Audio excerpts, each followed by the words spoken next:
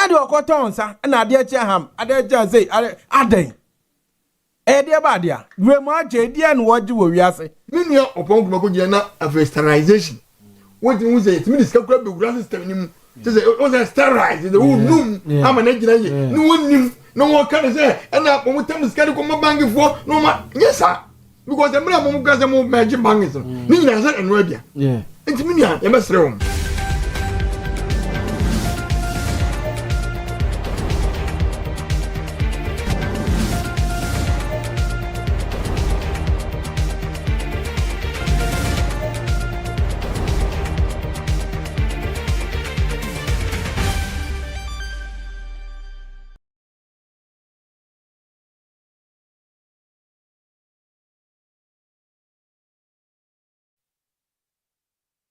Montie dwumadi ebramo ene awie so yeda nyankopon no ase se ene so no ode adom yen asa netie so hu ni nyina eka agro no se beye ne yebesom mo ne yebesom yenti etoda so hu ene ma ne bia wo senke ye no off the camera no na so hu camera na chi yen kakra nipa so hu do be technical hitches yen there iti du bebia na muri ache busafo enne so eye da fofra odomfo no de adom yen enne eye Wednesday eye me bosom ne de toso aduno na kakra ye de bosom no eko no miensa ba pa hom simane makoma du miensa ebraso se yetena se awiai na ye de muntie adwumadi ebrewo beka se muntie ase ne ye da meka no na waje so yetie muntie o se yetie muntie meda se waje so de amame dwumadie eye live ewo Owia TV so se de Owia ba ye kese Owia ni pia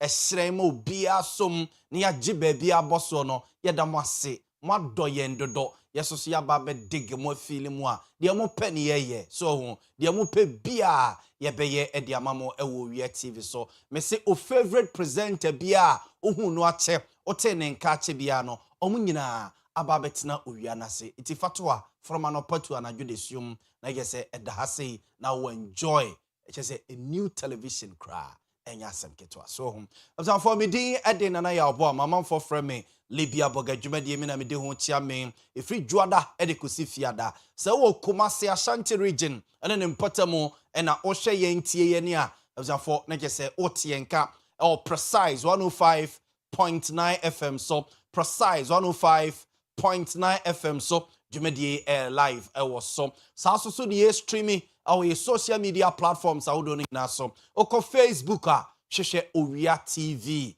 hwehwe Owia TV Facebook so ho na like your page no follow your page no subscribe to your page no like your page no na share your programs ahodo so ho notification bell na yemia nti ye start bibia se be ya yenkonya wo no straight na chesa ma notification wa kan ho na ye koyanim oko YouTube so a Owia TV official and I say Owia TV official and I say Owia TV streaming honomo and a TikTok for no ye nyamumu Owia TV official hwehwe ne follow yen na like page no so ho na share my yen so ho share enye person minkumnya onko a wonya de pa na wontena so share na manfo so ehunu ene papa unya no baabi a ye fe ne say Owia TV so ho no me yehu baabi a wo a o hye ya na se utie yen yenuanom a ewo London kwame nom yedamase sabre bia muchusu Owia TV ne precise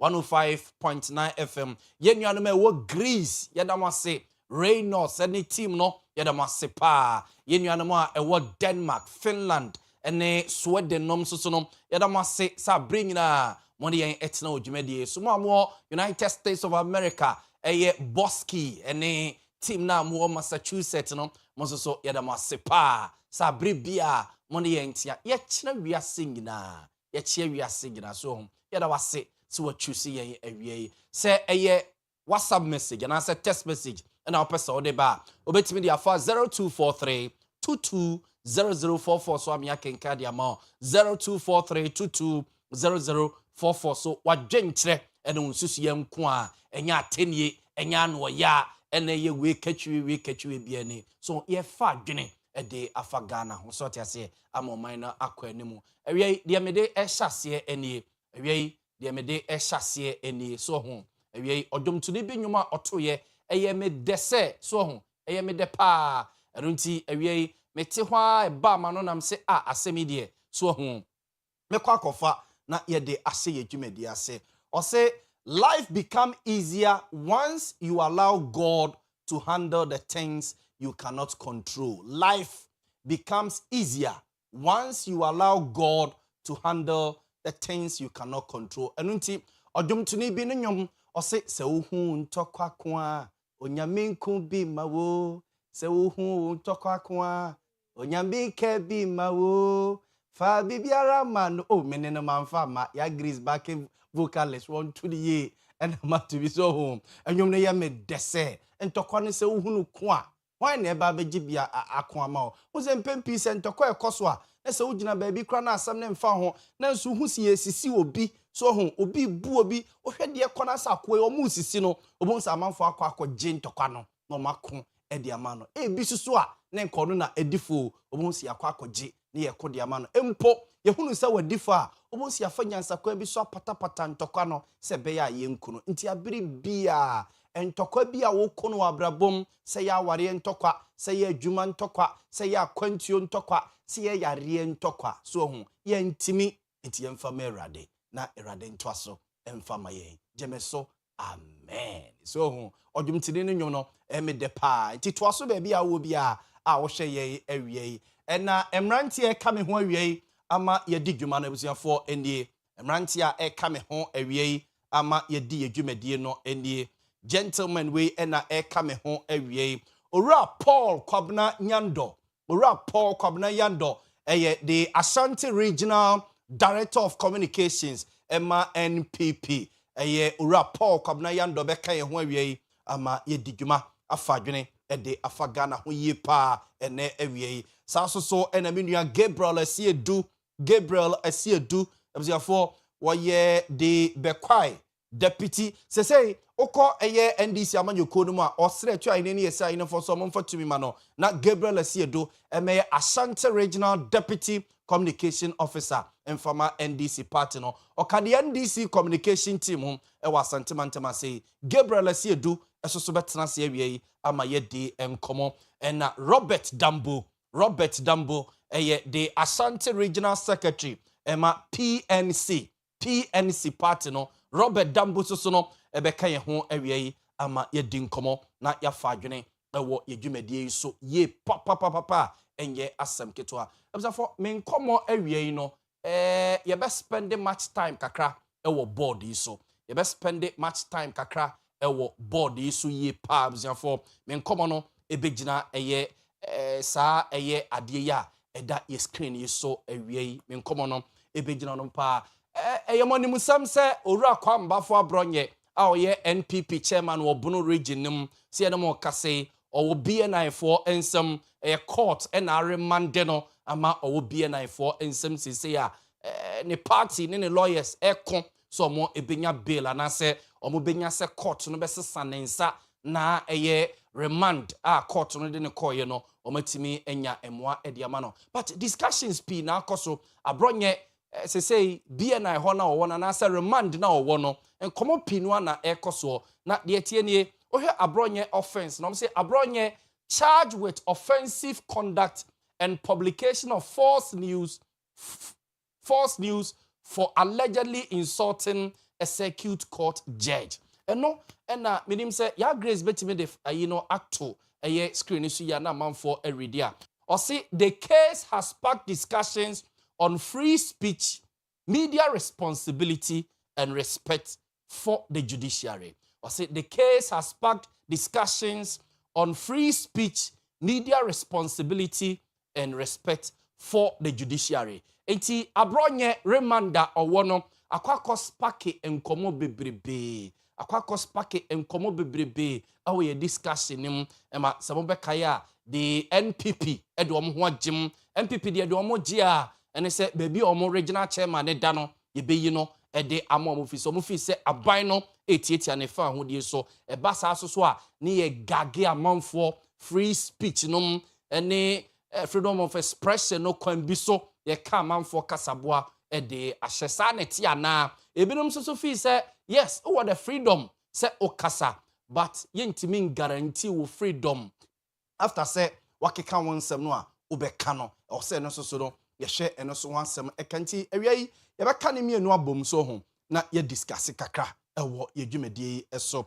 enti ye be start e de free eye ahase ye be start e de free ye be start ye nkomo no e de free eye ahase so ho en start ye nkomo no emfa free ahase na ebusafo so her President John Dramani Mahama the second time ya oba ye ya se ode toto nipa omo akasa nipa omo akire omo adwene nipa ebia bibi koso omo animu a omo edi nkomo de afa ho a yache omo a ebusanfo okeka ni nyina bomu a ebusanfo eye makomako 16 ebusanfo eye makomako 16 or the number of arrests made over alleged false speech. Number of arrests made over alleged false speech. For okay, Kabuma, yes, 14 figure, and there are 2 screens. So, but obi ohonoma ABI ya channel more than 2. Obi ohonoma wakabibi, obi tisa abronye, wakasa mi channel more than 2. Wakasa mi channel more than 3. So, okay, Kabuma, Sanet. TNT. President John Dramani Mahama ba ye. Which are be 16 months ewa bemuno omo makasa omo ma kire omo adwene omo bibi ekoso omo ni omo kasa ya che omo no okay kabomu a ebusafo omo ye 14 de but yenya be 16 incidents na ewo omo yimu na de kototo mampani na nado danko akufuado 8 years no a otwa ya yes mampani na nado danko akufuado penso ebcc and odi toto ho a mampani na nado danko akufuado 8 years ni nyina otena bemuno nipa mako 12 NPPA twemu ya nipa mako 12 ena omo kasaye anase omo kire omo adwene anase omo kotro bibi to omo social media so anase omo ka bibi o social media no so abusiafo ye chi omo in NPP 8 years ni nyina nipa mako 12 ena omo echi wonum but in NDC 16 months no abusiafo enya 16 cases obi akasa ama ya chiri ntin kamia ko te say every month bia no so sade no ekoso ewo omayimu ewie yebedi ho enkomopa nti about 16 nti yanhwe sa nipa no omo ye hwan omo ewo he so ho sa nipa na ye ka omo ho asem no omo ye hwan so ho nti hase ye persons arrested or picked up over alleged false speech. Persons arrested or picked up over alleged false speech. Ebi ohonoma unimwonum. And one interesting thing so say sa enkomo we no enya politicians nkwa o. Enya politicians nkwa social media activists so hom TikTokers yi ene ade wonum nyina account. So we list no a e wa ha say number 1 kwambafo abronye onelidi eye enkomo no. Okay, Reverend John Intim Fojo asen oye asen South MP ohun ana asen North asen South MP oka hon Paul Adomotre Daniel Adomako say Obama Mohammed Zakor Yayira Abimu Fanti Comedy so hon okatachie Afrifa Kofi Ofosun Kansa Alfred Abebio Kumi Gordon Asare Abubakar Yakubu David Sando Echenkwa Nana and abusanfo say wohwe list yi so a ye bi omo ono a wohwe yenua bi te say achemkwa na oye adwuma wo wontumi TV a omo eche no a abusanfo omo che no wa adwoso say eba ebirum fi say ekwan kra efa so che wo mu ene ye che wo mu a straight say ya na omo fly wo mu o say ya na omo do omo tu nsuo so say kwan be na omo fa so emove omo quick e de omo ekwa akra yenua eye achemkwa na a oye adwuma e wo wontumi efami yentete no omo che no omo pick ne app we so straight away the next few hours the tia ne say omo edi na edrum kran nti say amanfo bisa say adai kumase na anasa dwoso na omo che no ye police for ho ye ni court ho ye ni ebia state institutions say pass why body a omo ebe handle case na say ohwe eye abranche bi te say MPP ni abranche ye okasa mo omo obuno Easter omo ekokofa no a ono so the same thing Sunyan or Casa de Man people, is this Sunyane East and I say Sunyane West constituency. Omoko Pekin, Baba Mandu, Omoko Pekin was Sunyan. Straight away, the Huyan said, Omo Edina Ako, no more Edina Aqua Kudru, a ye chese, enkran abonti so amanfo kra fi say kwan ya fa so chi omo kra no yesa so di waste state resources se mo chi no osunyan mo chi no okumase mo chi no wadwo so amode ne konkran no ka na mode ne tum ka mode ne tum no se e petrol na motogu mo benefit wo kwa wa bra ebia na ebetimi akanasem ewo eye kumase anase sunyane a mo chi no no fi police station or your court e osunyan your court e okumase anenkasem no ombetimi atoaso no madi ede efri ho no mo enti sadi pa we nom na in 16 months abusiafo ababeto gya se oma kasa oma chro bibi omo ache oma dwene ede afa bibi ho ama oma ache ne so hwe abrante David Sandra ono no de enukra de se okochro se Dumso is back ba ne nyina so yedi ho adanse se kanea no edundum enti okire na dwene ede fa event bibia esisi wo manimu a the bonnet no abusiafo and say way okay kaboma in the NDC ba in bare 16 months you know 16 nipa 16 and I say 16 incidents na yehunu ewo omanimu eye sa so ho yehunu ewo omanimu esa and notable one eye se ne mekai ne kwambafo abronye enedi animum nti so hwe abronye nasem a abronye DC remarks that led to his arrest so hwe nasem okan ya enunti ema ye che no a ebusanfo nasem a okan ye nyina ni okan de fa circuit court judge a odi asem anase odi asem ni wie no one kwambafo abronye fi se kwane a judge ni fa so a odi asem no ebu asem no entwaye ena okokire na dwene e de fa ho en kwambafo abronye naso akwakoyese a eni emra eni no edi ose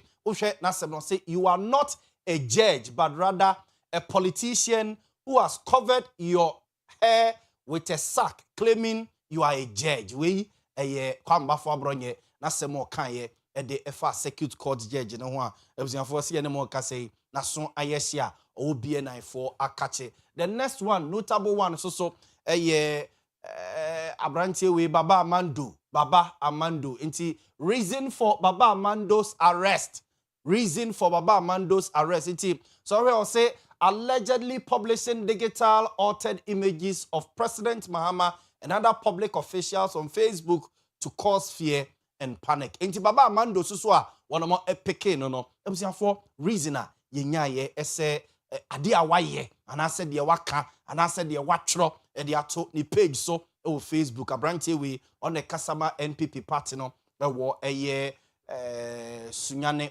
is it Sunyane West and I say Sunyane East by fan say bono region nim or come communicators no home and na ono so na so ekokoye share ewo honomo sa no and uyi ono no de no efi honomo a this gentleman so ono so ne de no ebeye ho ewo omayimo ono so ne de ne ebeye ho yatese ono so ewo is it Aguna constituency reason for David Sando's arrest or say allegedly posting that Dumso is back accompanied by a billboard bearing President Mahama's image we abrantie we so abrantie ono so ne mfom so a oye ya ema ye kire no eso eno no into ono so no eka ni sa 16 oka 16 cases no yagde so ye dey oye Aguna West constituency organizer yes Aguna West constituency organizer and Baba Amando ni Sunyane East NPP communication director no enti we David Sandos so ni case a ema no ekokonya amane no so ho David Sando case a ema no ekokonya amane no so ho David Sando ni case a ema no ekokonya amane no na ebusanfo sawhwe NPP omo a position ewo sa cases we ya ekoso ni nyina ebusanfo omo a position ye say security institutions no are being weaponized. Arrests are politically motivated. NDC supporters shielded from similar actions. Bill denials targeting MPP supporters. Growing pattern of political intimidation. It is Obekaya. MPP Amanyoko no enra one more echo the diplomatic call. One more akache ema omo de petition ekoma Ghana.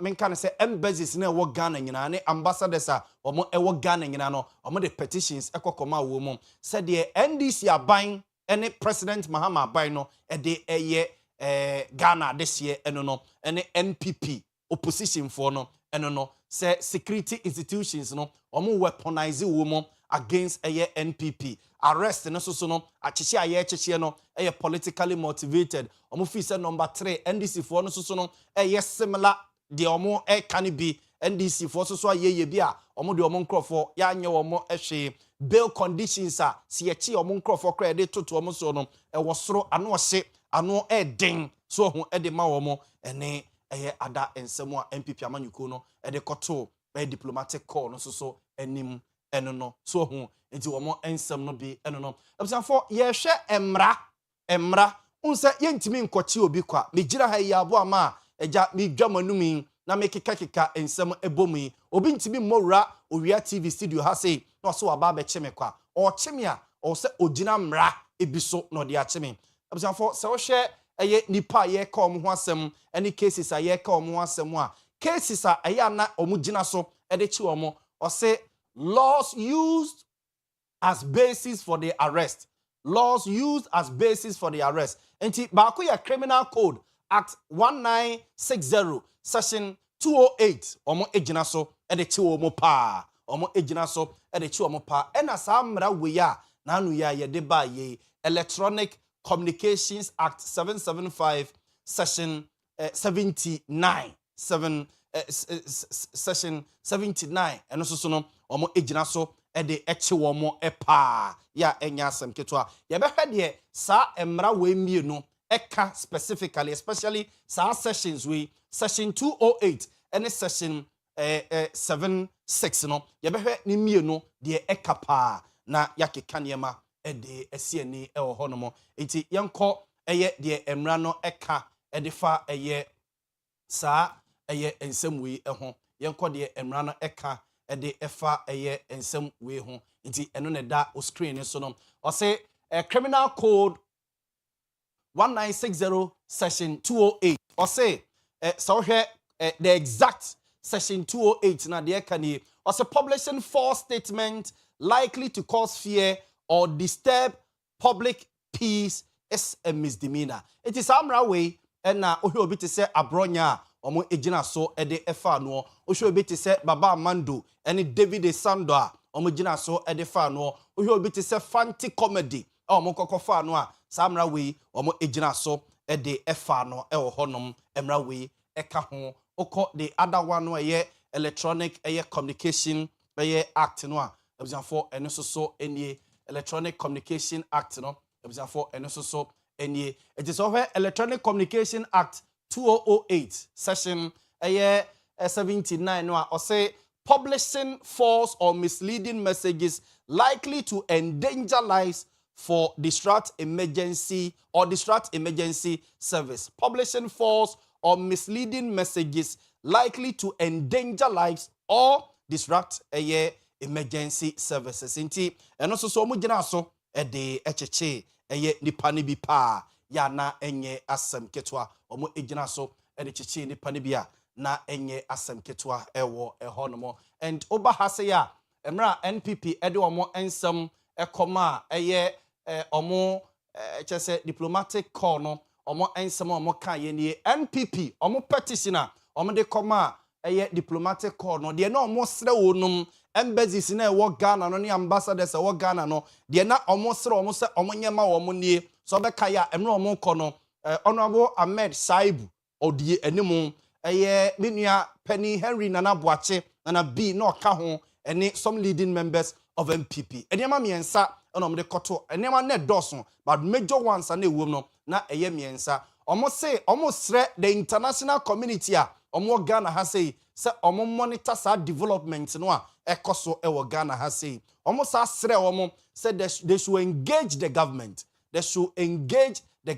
and economic neutrality of state institutions. Don't feel say state institutions be to say BNI, to say IOCO, to say ABA, police service no omo efi say omo neutrality some no ewo form into the international community and monitor womo emfa emomo ewo saa ensem no eho na saa nkomo we nyina no obi ebebusa say aban no so esesei aban no a response a ode emaye eye die and yenhwe aban no a response a wode ema ye aban no so a position on MPP consensus ya de koto diplomatic and as international community nanim obeka ya government communication minister honorable Fales Kwachi Ofosu ebe kasai ema edu baby kra no or challenge the Ghana Bar Association omu no fi say omo a group of MPP for if say emra fanyo markets beki kan nsem o kekan ye MPP for do baby just say judges omo kan ya me bi fra the judiciary nyina no the Ghana Bar Association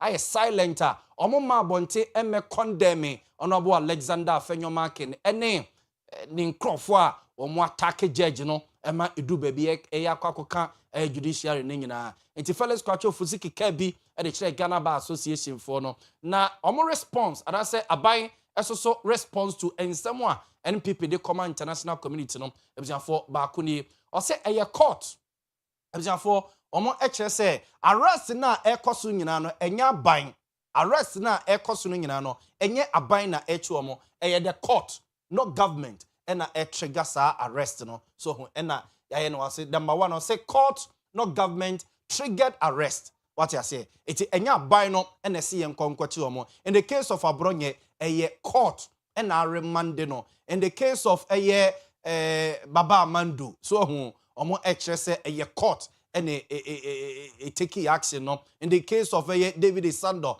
omo ekire say eye court no ena take sa ade no say free speech does not protect attacks on judges so to say and judges can punish attacks on the judiciary and no any aban stance on nkomo we nyina ye ka ho asem no na amanfo so ebusa say in all this no in all nkomo we ya ye die enyina no ebusanfo anyembia no enya insunsanso ewo ye rating world press freedom ranking ni ade no ebusanfo eya na enya insunsanso ewo so ana eya na enya insunsanso ewo so ana na ebusanfo de etienie so we Ghana world press freedom ranking baby a Ghana gina in 2025 na Ghana ye tosu wiase nyina ye tosu 52 so ye tosu 52 in 2025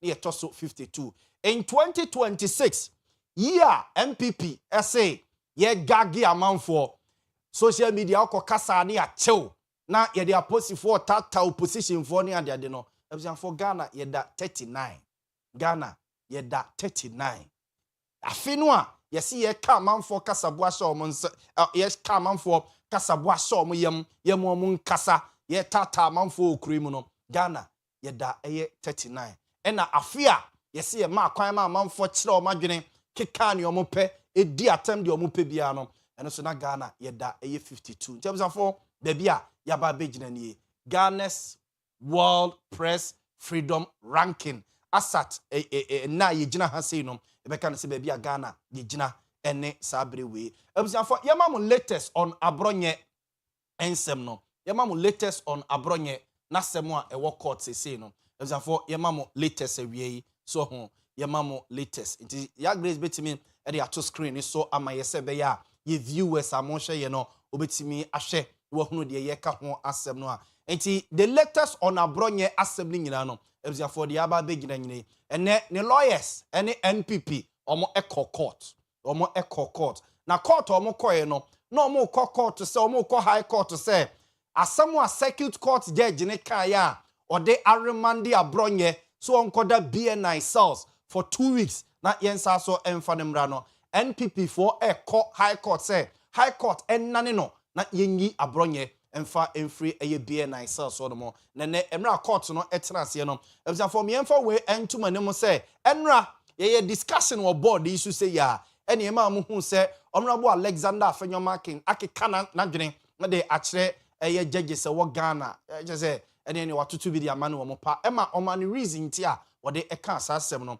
say asat enra na trust ade na to ni Facebook page no na judge na oremande abronye no na ni ruling de ogina so e de remande abronye kra no na abronye lawyers akọ to no mo sa na judge no emfa emma wo mu anase ne lawyers no omo nsa enkai sort ya say no mo ensa nkai to fi say se judge ni bibia odisi a e de ade na esi no kwan se o remand obi ekeka kọ na awotwe nie ye se fa ruling ni mayen na ye nkọ kenkan ni ehu de ogina so nti a o de remand nipa no na se ye betima akọ ya appeal a ye gina so de akọ ya appeal na wonfa ma ye asatawi a na ye te ase ene ye te se eye judge no release ruling na MPP omonsa akabia na omo a review na omo hu de omo be nti na omo call court no omo sre court for emre nti enam so ma court no abronye bail application no court a join case no e de akwakose nyankopon ya adom ekina 21st May after prosecution no a requested time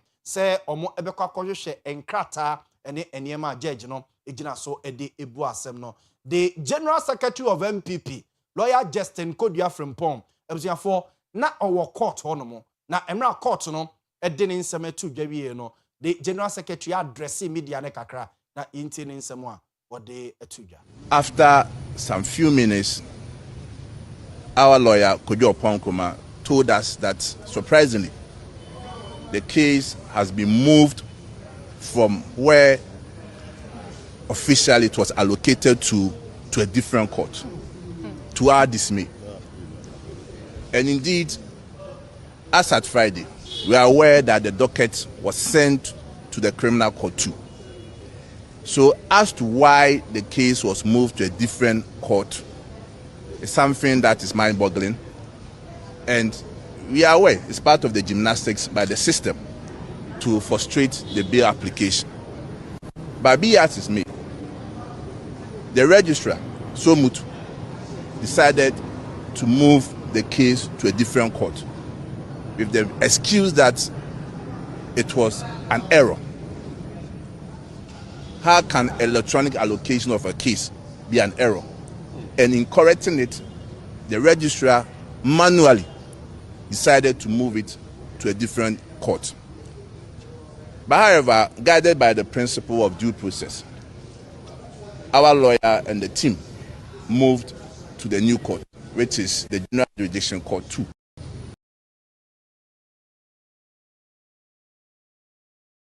The General Secretary of NPP, lawyer Justin Kodua Frimpong, and Yeten and Kana na Ochechi was a Abronye's bail application hearing adjourned to Thursday, May 21, after prosecution request time to familiarize itself with his motion. And no, the Attorney General also responded. The Attorney General of the Republic of Ghana also responded to NPP in Semnoa.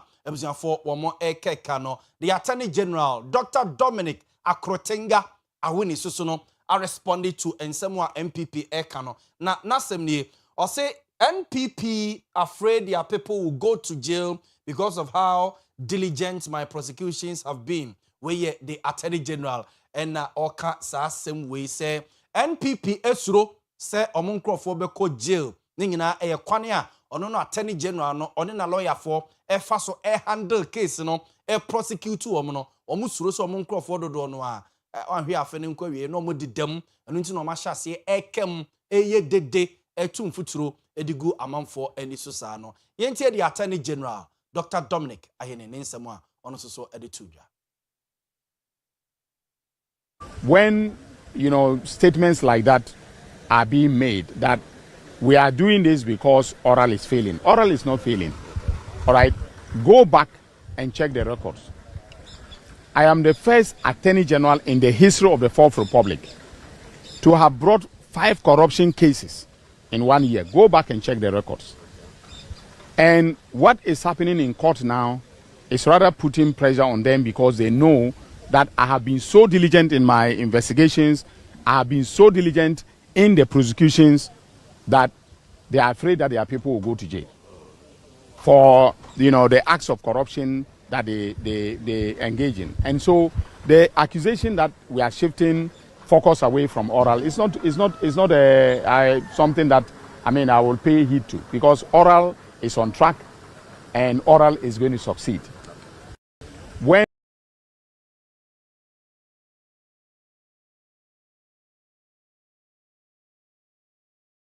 Krotenga ayine na yetene nkanwa na or responded to MPP nsemo a omo asumagum asesa de agum a aye hu ewo omayimo ehwo efa free speech ene freedom of expression krakwan bi so asa aban no egagi amanfo ehunehuna amanfo ye ya chew agisi wanko kasa wo TikTok so agisi wanko churo bibia nto o page o Facebook na ye kwa akocho but the attorney general lecture said debi entisa utiwe obi aba bechew o kasa ye obi aba bechew ama okwan se kasa nemum sebi o kasa so a na wakasa yie na wanya nyina so wanya dance se yasem bi na wo ka uni se wa dance ansana enya ma o metum mu sa nti we the attorney general so responser wode ama MPP for no na lawyer na J Bafo awua lawyer na J Bafo awua ohwe a lawyer fo a omo ko de ama sa MPP fo yi NPP supporters MPP just activists num ene ade a ye cheche wo mu no a lawyer na J Bafo awua woye MP ma de hye wo menhia South abaton pesua so for oka lawyers a woko ede amom so be kaya emra baba mando omde ne court a court yes ye remande no so be kaya lawyer na J Bafo awua grante interview bi court onoma ema otutu bi de manage judge no a otena asem no so enei lawyer na J Bafo awua kire se de koso no enye se bia omo MPP fo no defende omo party fo omo defende omo enkrofo ase obaye bone na ompese obeka na o hye oba ne tatwu o se nyesa na omo kire na eyade bia efada sani bia ho human rights of freedom of speech and expression efa ho eden na bia wo se the MPP for echina na ekọ wo bia o trotro driver na say the ordinary citizen a okọ no akwa kire wadwe de afa bibi nto no ofi se bia ye do no omani nyina na wo se yesum na ye kasa de fa de ekoso ho lawyer na J Bafo awua menhia South MP nensem. These are facts which are already known to everybody. They are not facts that we have made up. The incidents, the frequency of the arrest is mind-boggling, and everybody is aware of it. It is not a partisan position that we have taken. It is a concerning human rights abuse that all of you journalists are even worried. In fact, we are not in isolation when it comes to this, except that we seem to be suffering more. The Ghana Journalists Association not long ago held a press conference complaining about the abuse of law enforcement agents and this government in particular, right? And law enforcement agency under this government.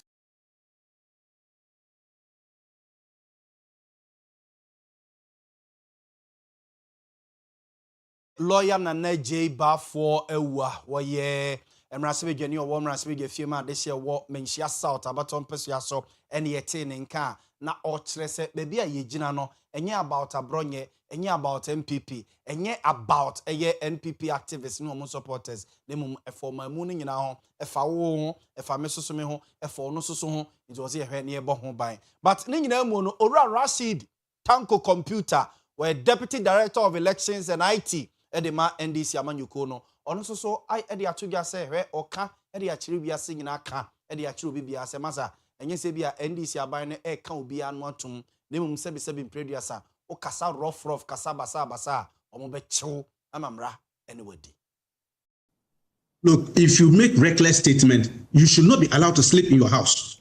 Are we brought up to insult leaders, to insult elders? Is that how you were brought up in your house? None of you knows that. We were brought up properly in our homes. Our fathers, grandfathers, and all this, they brought us to respect leadership. Even if you disagree with leadership, you know how to go about it. But you don't just go and take this in phone because data is not cheap. You sit behind your laptop or your mobile phone and churn out gibberish.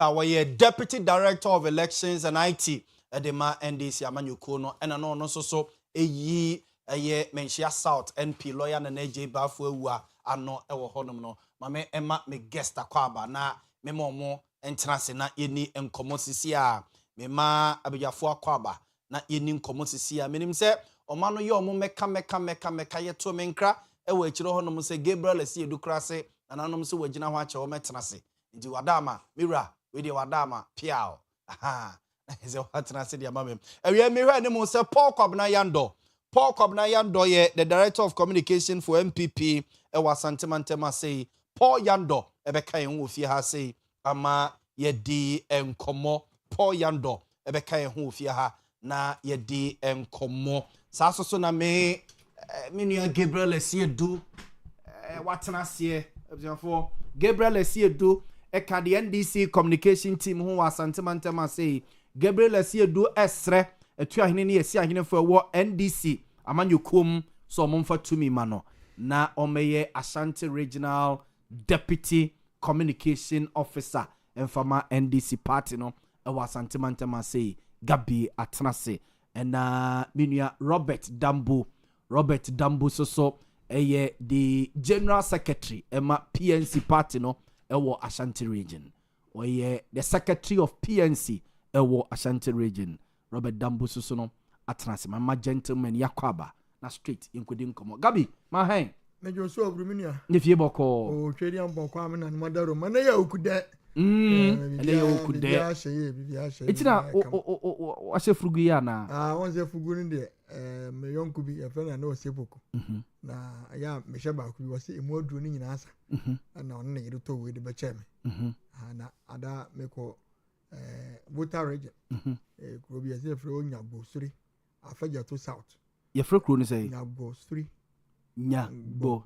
free ko fa fi aveni e dudu e wo people so du anaka ofo do afoko ye bo me di omo ya ye hwe Owia TV na me oh wow o ma angels mo che di kan wo dem o nyina omo hwem that's right o na mo je na mo te kasa ndi omo so we can follow the argument ni wow se twi ni de ya na ne tie ne kan nye de ne sa o na esa mo ba so mo de toto fo o se me de won de twi ni de na to me bo as na me bu ngete o yi ni wan ya na me yi ness na me nua ma no ho ye o ma no nyina no enkola ni me wo fa sefo no so ho na jwada no so ye me birthday adwada no this week de ma eni so wadu ani ana GS way ni ba ya sa eni ya sa promote wonya promotion deputy director which is where the deputy director with me the headmaster mani with me the district director mani yeah this age say itebasa ye to aketu emo ho oh kakra be kan kakra be kan be 1000 bi beto so kakra be ta na ija for the 1000 then we be aketu ya is getting me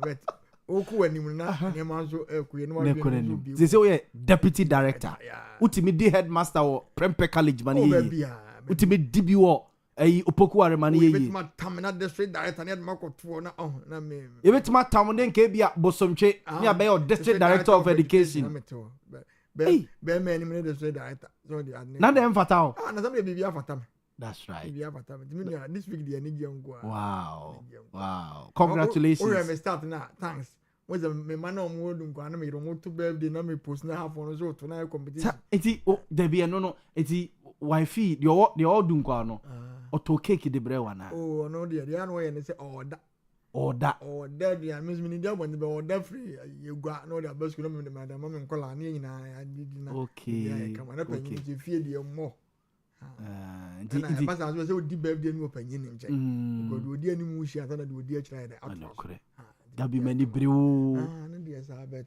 na ye fre ya van fre wa wuntimi aware dodo na ye fre masa na wo ma akukura ma bi o nan nti woni hu nyansa ne hu anwode a odo man kuma mfa mo nokre na me editor se me musa wasem bi se za se mo yo se duabo ase e kire se duabo ne ye esimfu akuma bi etwa asem tintin tiawa duabo esimfu akuma bi na asem tintin no na etwa ne tiawa na asama nokra ye de aded the meaning of duabo na wo kire mi so o se esimfu akuma bi etwa asem tintin tiawa na ma nokra dead. That is the meaning of duabo the way na yi eli mini bo am akofo be akofo se da bi da be ye bo duabo za fe o nam adaruma to za asem aka be tintin on say esimfu akuma no amana ye tiawa asama nokra zo ye de aded duabo definition Gabi Esiedu be ma ba Mate me that's it. Mama Robert Dambu so akwa ba. Robert. Minu. Le fie boko. Na kwa de mbuza fie boko sa hede. So me frufie na ba nti so fru mbuza se fie boko. Onu gwa na je. Oni yire. Kaduru betua ne makonu wa ma wo sai. Owu asa ne na. Wanwa. So anwa ye tua kaduru. yɛde mu kɔ abɛfu ani akyi ne bɛyɛ next time ɔba ɔbɛwo is it be Robert afei no wasi so ɔmo abrantia yɛ afei mo sɛ da bia ama na mangɔfo wade kɔ akyi bɛma deɛ osi so azɔ tɛntɛm na gabi afei no wɔpɛ bi a wɔpɛ ayi half plot bi na agya abɔ sese kakra deɛ si so ɔne nwi ansɛn me wale na me ne hwee me plot any half plot me plot your full plot hwɛ mi ka bi ama no so ho besi be fie oh yo ɛna Boamah kakra na ne wote wa yɛ dɛ wotwɛn deɛ hwɛ ajapade nyame adom bi atima yɛ kakra eti sɛ wotwɛn deɛ me twɛn wotwɛn me because onko de awudi no ɛne na ma me enya yi sɛ me gbado na me di sa ko mo de sɛ ma ware dabi wa ware but ana ayese ɛne ayese as we no ho so wa ware enti no yɛm follow no oh dabi because ɛno onko no no odi no me hedi din no so yɛnya ba ko ntena fie o na nka ɛronka ɛba fie a na nka ehu kwan ɛba fa but for afefe de ne saa ne bantire kempe bu abonte enti ya se mi tie me ba nyamte na mi tie ngomo na nyamte na to me ba enya bone ba mi tie ngomo na abonte de ne I am that as me di besi da bi afie de no so wuhia it is a prioritize that one and ngomo na di eya mi ni ni yo esewa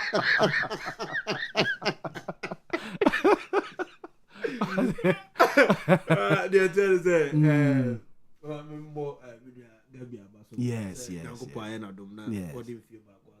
yes let's say by my about 20 month November by November na nanka yenshia mo abi na Gabi the deputy Ashanti Regional Communications officer of the NDC and I know say I have no shred of doubt say contest no is going to win either he's going to go unopposed and I will be so contest no so I don't see any reason why any panic betting Gabi Oshe the Jumadi or Dino Asante Mamua and the communication prowess and it's a clear indication say anytime you're betting who is also contest for any elections for the NDC within the region a bare lean way for him and he's going to win handsomely.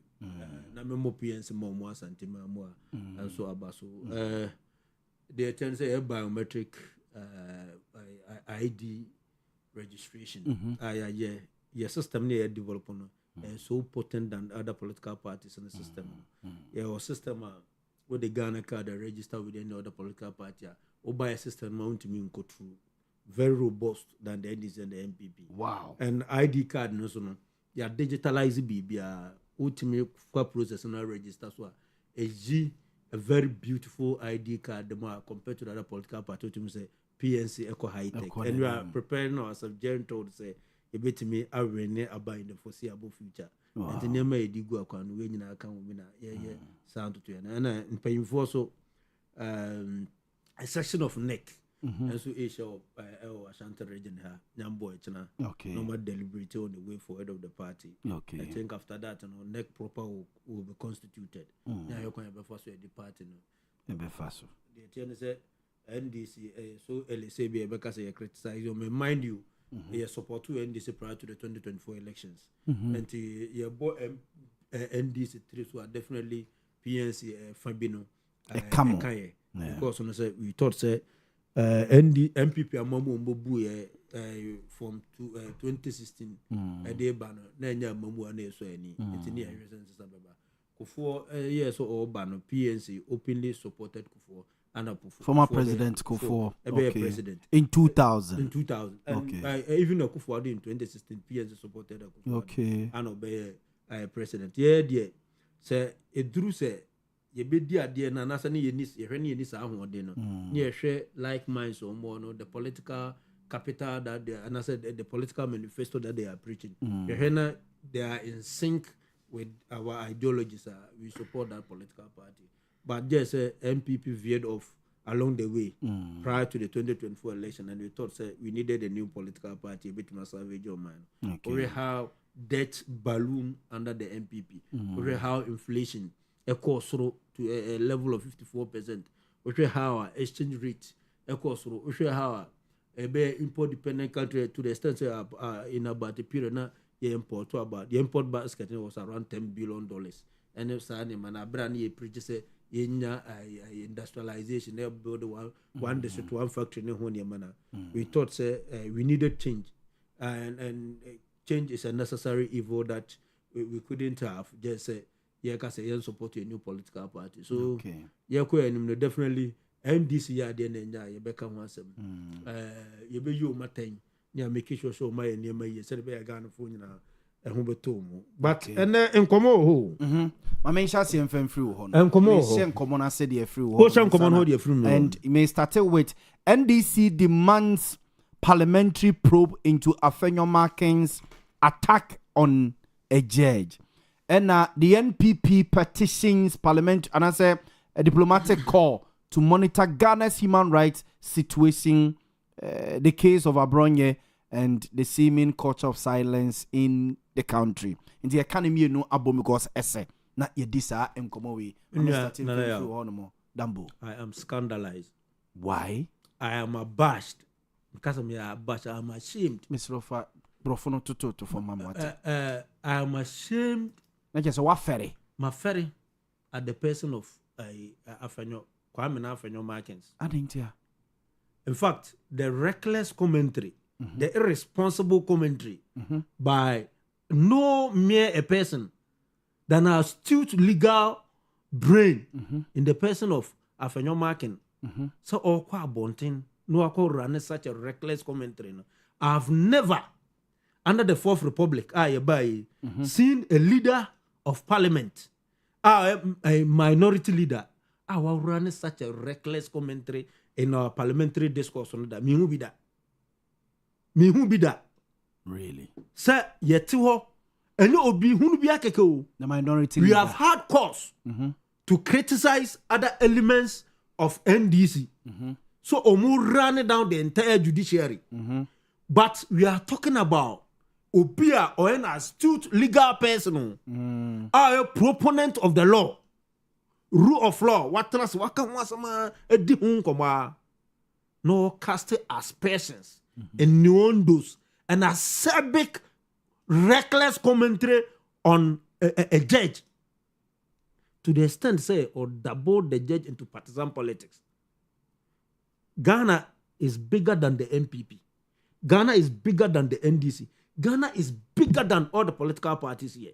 Ghana by answer eba. So what I say?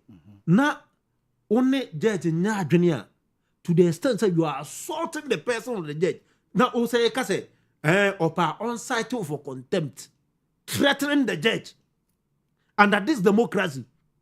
Into democracy now, a binum papanum edo mo meje twaso and you be na Afenyo Markin enjoy. In some merano, Ebian Kobetime Pia Montie can some working. He is a reason and call for a call for people say Omunka say Yenya a military no mumbra and samra ya him. Oh really? Oh, but how can you under the military would you have such testicular fortitude say oh ba Montie because ansem way.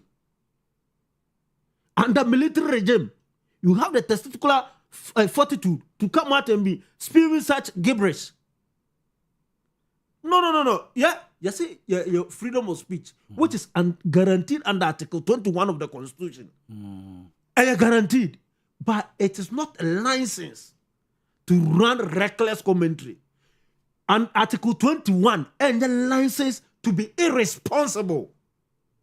And Obi Hunubia and run such a pedestrian, reckless political commentary and meow. But Obia or your minority leader, our astute person, are on record to have said, say, anyone say, my judiciary in your meeting, a real manual same, are on record to have said, say, judiciary, no, there is no way, say, the executive, able to me a control room. Now, Utra Montie, me. All because of that saying, Abronya Obro Ghana so. Abronya Obro Ghana Mamrano so. E dia semna judge ne kan ya enye asema Abronya aka. Abronya ene yetia ne yedi nkoma na amanfo eka JF ka asem. Omu general secretary ne watu ne nasi wo a odi Abronya nsamachi. Ezi Abronya dia asem no ade no mfanye general secretary ne okruma. Wan ran obi down. The party mpanyimfo other political parties aso for mpanyimfo revered men of God. Okruma. Na yedina akotuma. What is say ebia so office political persecution. What is political about Abronya's incarceration? And then they're political about that. There's nothing political. What could the judge at them? And you didn't kotum. You ain't near their kotum. And you see a bin seeder. And I see you who be that. Now, Bronya no, or Burugana Mraswana. And I dust my heart out for George. At our better studio. No, okay. And then you man not Bronya no of Waso. George Opokwam Ponsa. Yes. Okay. And he's one sensible guy that I admire so much. I didn't know because I Utia MPP before my casket or tell me Obia can ask him. Dr. Keskin Usupoku, Obia can ask him. Debbie. And I say Obia can say I'm finding Jinam. But look at the reckless commentary. It presupposes to me say party co-opposition and now man for all of a sudden no omoyare mav daria. Assembly besu monu bia no moka. Run judges down. One abroad if we are in a civilized democracy, Cabronya should be rotten in jail. Civilized democracy, Abronya and any likes, Everton no more enjoy freedom. My mom for so be free say in other civilized democracies they do worse than the Yehun and Neya. Mami example in America. In UK. No, mami case by case scenarios. They speak their minds even by attacking our president, it be crowd caught to the extent No. You are getting it wrong. Listen, in the advanced democracies, what they have put in place, and they say they are civil in their conversation. They subject the president and other state institutions to constructive criticism. It is different from going berserk and engaging in destructive criticism. It is different, absolutely different. So MPP as a political party, they lost colossally in the 2024 elections. So omu pebibia ebema omu resonate with floating voters. This is not the angle for them to go. Also mutrase na omu tu omu crofo na omu nya enema ebema omu entice to reasonable floating voters omu omu. So kind of politics is just here come. You made the attempt. Or because only the other also. Bebre some more you be more money ungovernable. You be making sure say enyema ebeye basa. You be weaponize your youth near the National Youth Organizer. By Salam Mustafa, if he has any boss, I didn't try one weaponize the youth no more man about in 2024. I didn't try one weaponize one about 2024. What lose touch within the grassroots of the MPP. But because I say party na nto mbebie akwan mamafo akoto aba. Enti yanya de ne nka to munso ho. Enti they are trying to override the constitution of Munkansem bia. No kwasem ne say oman no obi amro mraso. Obi a obeka nsem a ne omran oman mra no contrary to the provisions of the law, no. I was say, or say subject to the laws of the land, irrespective of the person. And I'm surprised now. So up till now, as for your marking, young friend, and I am citing for contempt. And I'm surprised now. So the religious organizations and other civil society, no, condemn on the act, no, unim, and some are kind condemnable and misguided. And he must apologize for such reckless utterances coming from no mere a person. NPP says that a minority leader.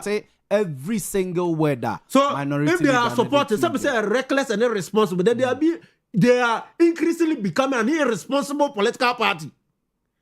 If you go hook, line, and sinker and support irrational verbosities of your political Dambo program you omukwa abonten no enam se obi me party kioni enti no asem bi obeka bia no sa asem no asem betimi abo man na obegina abonten na se kasa support you are equally as irresponsible as the okas asem no enti I'm not surprised say party no kasa omu support because you know say the MPP has lost touch. And if MPP adie ben kedin betime gina asaso nanka ya measure a year kebe who say MPP has been losing its gravitas from 2020 ever. And if this is the land that they are going to ago. I'm sorry for them.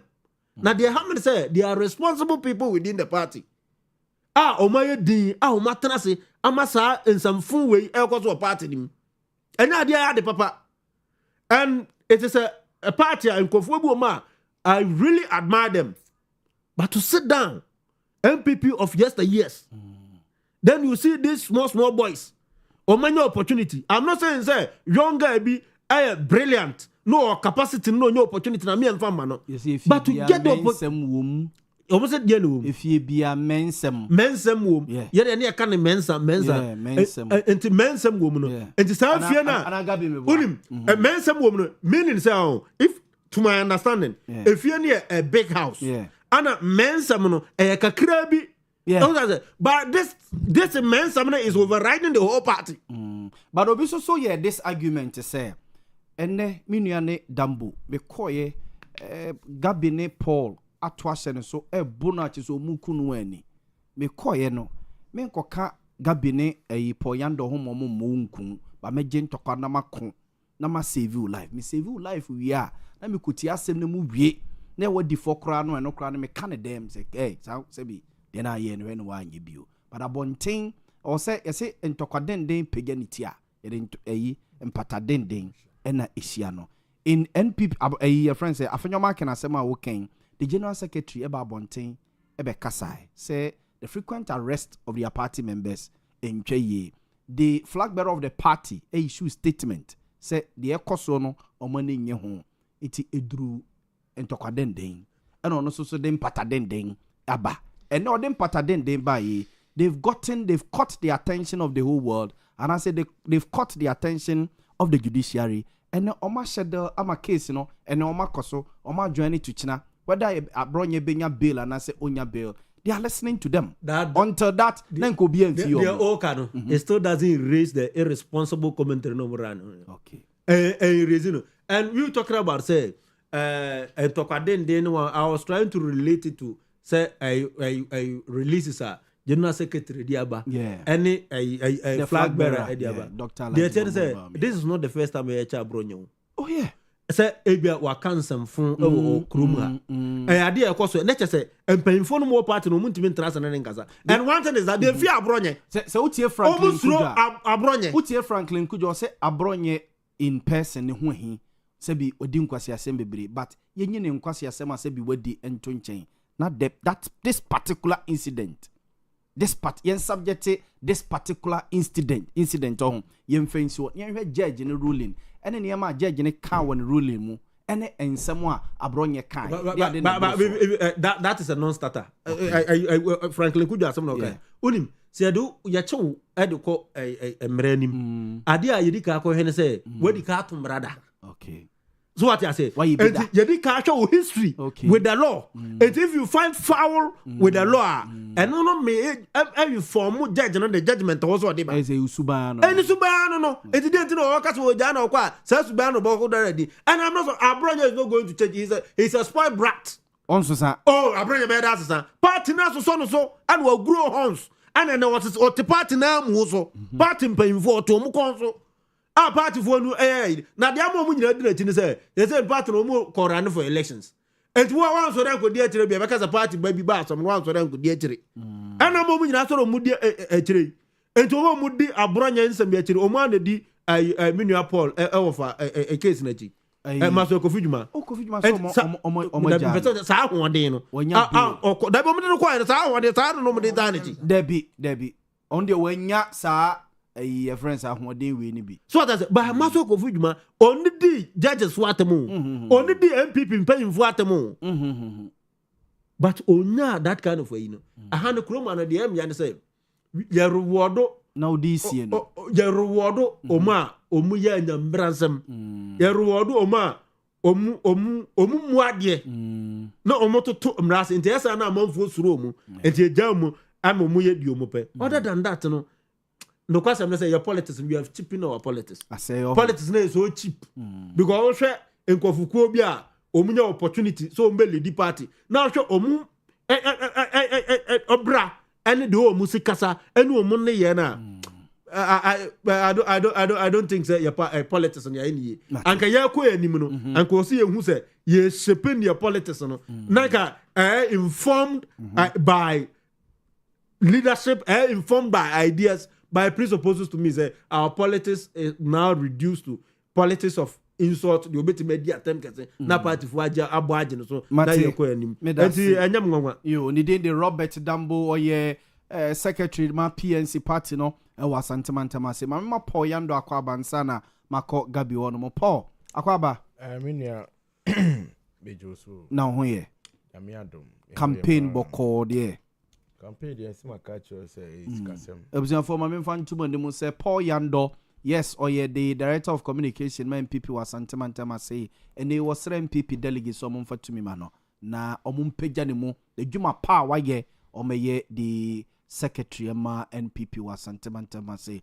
what's in a campaign no easy kasem kwa nipa no mpe wasem they are happy to see you nya waka bia ajuatum what I say but ne kura no na ye de ajawo ko untimi fa omutie wasem ni nyina wi no maka cho say ne kura what I say ntimi kura no ukeka bomu a enya ade edafom ntino ye besre amanfo okay ye nyina no party ne yesom no na ye pese party ne ba ba mu but ade no so untimi yesinteso nko anante ye bubu bebebe wotu a na budget no se wonkofa bi meka ukozo ukofa wo hen na ababeka ya ade aba na ade aba but ebe no ados a ukika ni nyina bu eko wie se o so ja bibi to form what I say this Trump we in the campaign or ye fundraising there meso so encheme ye bi okay what I say the best support momwa na ade ne nyina nkambo agro minimu anye yi nokre mabre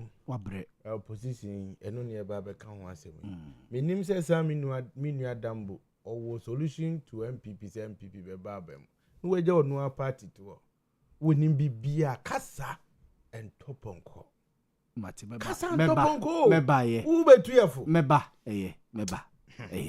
abuza for Paul Yando na me ma na kwa ba ma menko Gabi won mo baransa na Gabi be ba ma menkenken mo messages ni bi kakra e wa ha se Filippo kwabre kasem o se the NDC a destroy bibia nti kwan bia so NPP ni Dr. Alhaji Mahmoud Baumia beba no ma be dig Ghana nim de yakoboshe asase so o se nchia enkoma ne baba ye friend no eye Frimpong Manson Echa Phyllis and then mame Auntie Maria owo Jennings so we kwa Filippo kwabre kasem no de we ebaye Papa Charles is it 5K ana SK Papa Charles SK or say good work Papa Charles ye da say o me hu ba bia wo hwe yen efri kebeboa yen pa ana ne kunsu ko jo krum or say ye live wo kunsu ane ko jo krum nyina or say or catch the Ghana for say next time bia Ghana for say mote say eyezua munwane mote say eyezua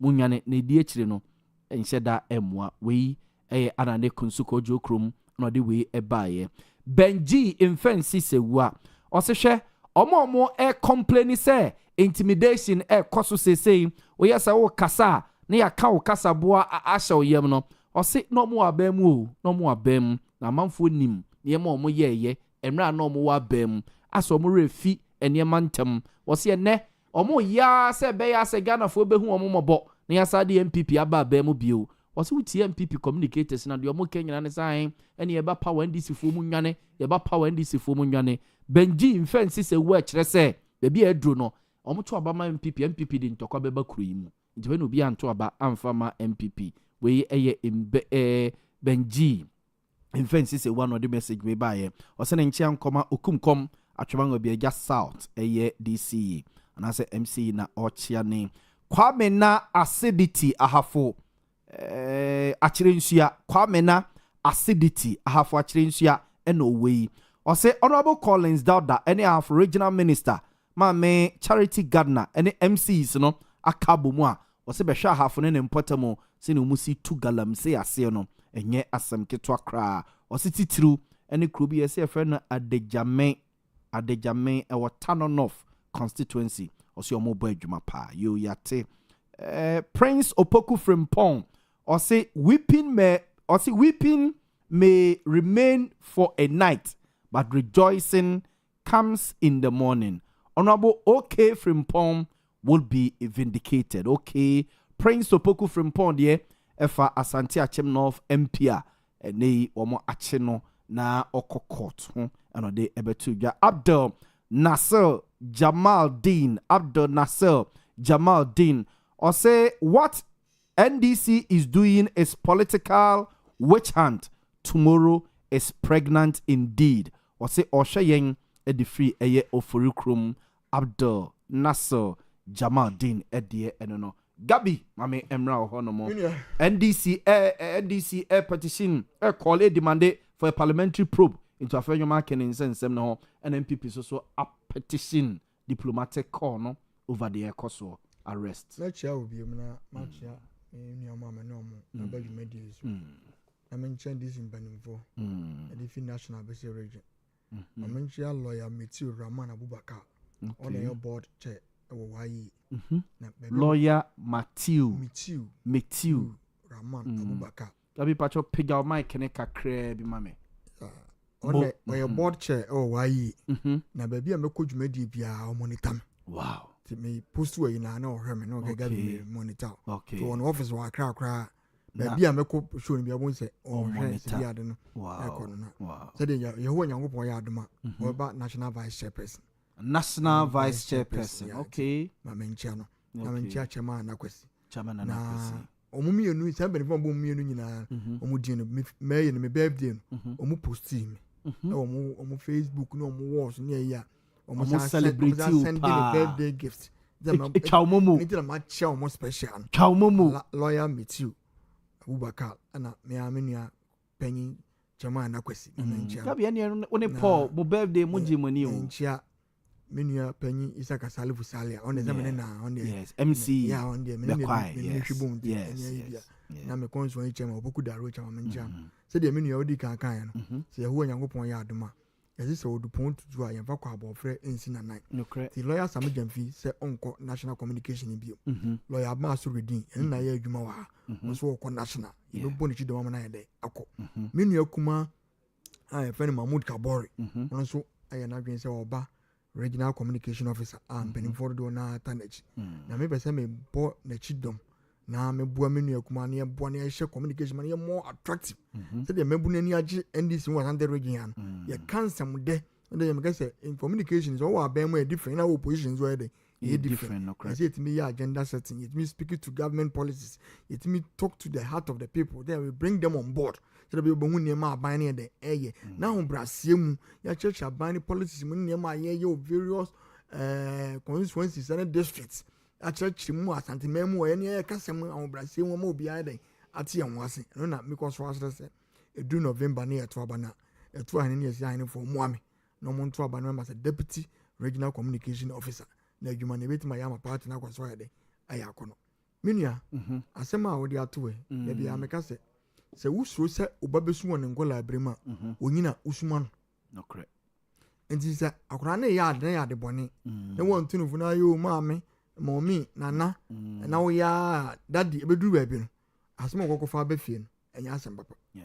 me na me pese me I wasn't expecting this from Afanyo Market on say edikan menu just ko dua kan na ese so a na MPP no said de menu apanyi zamba kan no munyina obi ahu ne say onunya zase ne obi anje so obi azbe de ebe kan de Dr. Mahmoud Baumia kan bi na dwomfo ma ne twa bon papa sa na statement no de buy no hwe o mo say de abro nye nyina o na ahye kutu papa ne yana so de make us hwe o mo petition won de koma diplomatic no say sa de no enjira ni bi ena na mama meka chema no pay se ko fini ya mo se mo de akwa chema no na say still na ye da wo chema no na se ana because ga ye ne wo America efo ko mo ko ne ayi wo say America ni bi atwa so competition ga na diplomatic ko say bi mo president ye nenye abrewo no ka sa se mo jema ko bi sa ne ma na mo ye ne policy mu ni de enjira ni bi ya atete kwa ye nkurase ne ma because broni no no wato na eto aduane me na so na ye de na say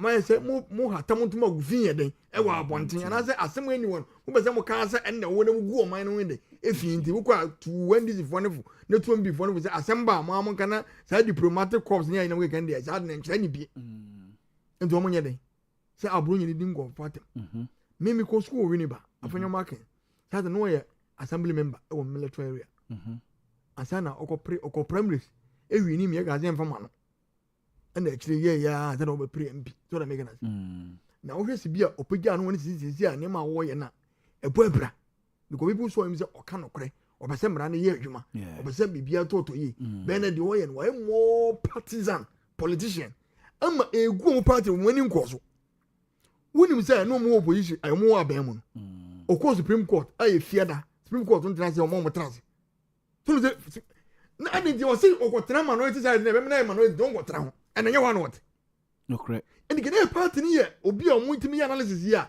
kon ban ke so pam no nanka minority speaker no o pu obi o fresh and memu ya na o say tell you go say it in the farm lose the MPP could 2 ye what time you know ye be kwa aye agro and the hanu ko get mo yi minority speaker na dey efi because yeah I me o pam me ofa swame oche message chamber honorable say chamber sabosu e dey afenyo marking ba obi a na dwi mu dopa no political no yan bia ho say enye good substitution no ma ye no sure na wo ka say 137 na first na chamber sabosu wona na ndisi fona say hu o markings ya ye dia ho mete kura pam ye leaders na ga say kwa e ye fie nyansa e ya ho brase e ye nimdie e kasa de and go for you buga kizana me say one metamorphosis from the really before me say no mo say as autocratic but so won say ono na enko yi and do mo ba 88 ba ku free mu say ba 87 me bo they lost election around 1.7 million votes central region they lost all the seats I'm like 2 me bo and then we say go party so mo compromise won say no Kennedy yeah and one no na get is so smart wo hu say e wono Kennedy atu ba no we no say so mu nyina ko ba o nya fi o ka kira mo say aye kra tra ho 1 year ade ma ne ye nyina say ne ye direction bia on say be do man is say ye do obi abadi o be ka ne ye ti say ne MPP ni ko bia ne ne she ba o nya say papa mu boni mu hwe bi nua ya ma policy mu say be di atemu oni say ya che because opposition 8 years yeah what is ya chimida what is obi abu masum be me pon hello 10 o'clock na kwa metwo ma graka bi wase o wasiga bi unya ka no so me sane mafafo ma begina ayi konfanoche G dan ho yes me was anybody who MPP ni anedi no ko jam kwan because me go transfer me busa ma no me busa me nsa me busa ma yase ye je buso ye fro en anya sama una na kire wa no una na kire o kire me so kire wase wa no won sana ne wa yase eni si sani ma wo mi se wo se di okun ni wa dwi mu fan ya boni mi e de enim and I've never get judges in there. One yard, and we are bias on me. Minia, me say high court judge. Menene panel or hello FM 14 times. No, you're born half one when you regional chairman. And we'll be high court judge. And then this is 1 year was there when you're frying. I'm in that. And we're high court judge, but no MVP regional chairman. Okay. So I'm making that when we go poku. Ah, hello, Bobium and Nichols 14 times. And then this is 1 year so now. I'm going to fly about what I'm done in check. And we high court judge. And you were MPP near Obaba judge. And you want this new Obaba judge. But I'm not the one. What people will be doing this new influence anymore? This is a beautiful Edipon, everyone. Ediminia. Once a umbo may maybe these we are away your channel, we are away your channel. Most of them are first timers. Yes. And there was a bastard crowd. Yani mo bo mutu fa fon afre to de munya catch your better force ka say o mo banyi ai me say nim say chimpanzee say muja yeah ai apia stadium ye o mo chiro mo anya sami jamfi o mo chiro mo anya bongo ideas o mo chiro mo anya yeah abema ye o take o peja prac fact e wo legon say o mabie ayi no say o mo chiro mo say anya this is the first time but abonya attitude no e consistent we di rocha na atem me best make airtime ozo ni made asere no na papa ne sa na se munran me bua wo kan ne sa obi o se Kennedy ya bie na dwem oso ni wo nwura me kura ni nyansa omo abo oso ni nyansa o ka wo nyina de dem ni aka de nja me fo no se omu suro ana bi jo wa ge sa sa me kodi bo ne ya chimi ana ma ya popular na me de ko gina position poyando ya chi no wonya popular na zia unim mo edika mo se ayi ye de trumu ba eno ko danchen mo se ye de kokin aba airport eno ko danchen mo si koko mo ti gunwuram anye muti dum so aba anyi afedi atenie ne mpotwa minia se obi didi gya yatam ne ya enipa no omunu ayi tumi so ni tumi na ede eni need they make it tumi ni ngodi ase say wo so mo kase wo so mo keka mo bo mu nya na makokot mo kokot ne abronye gya still na mra na ye adwuma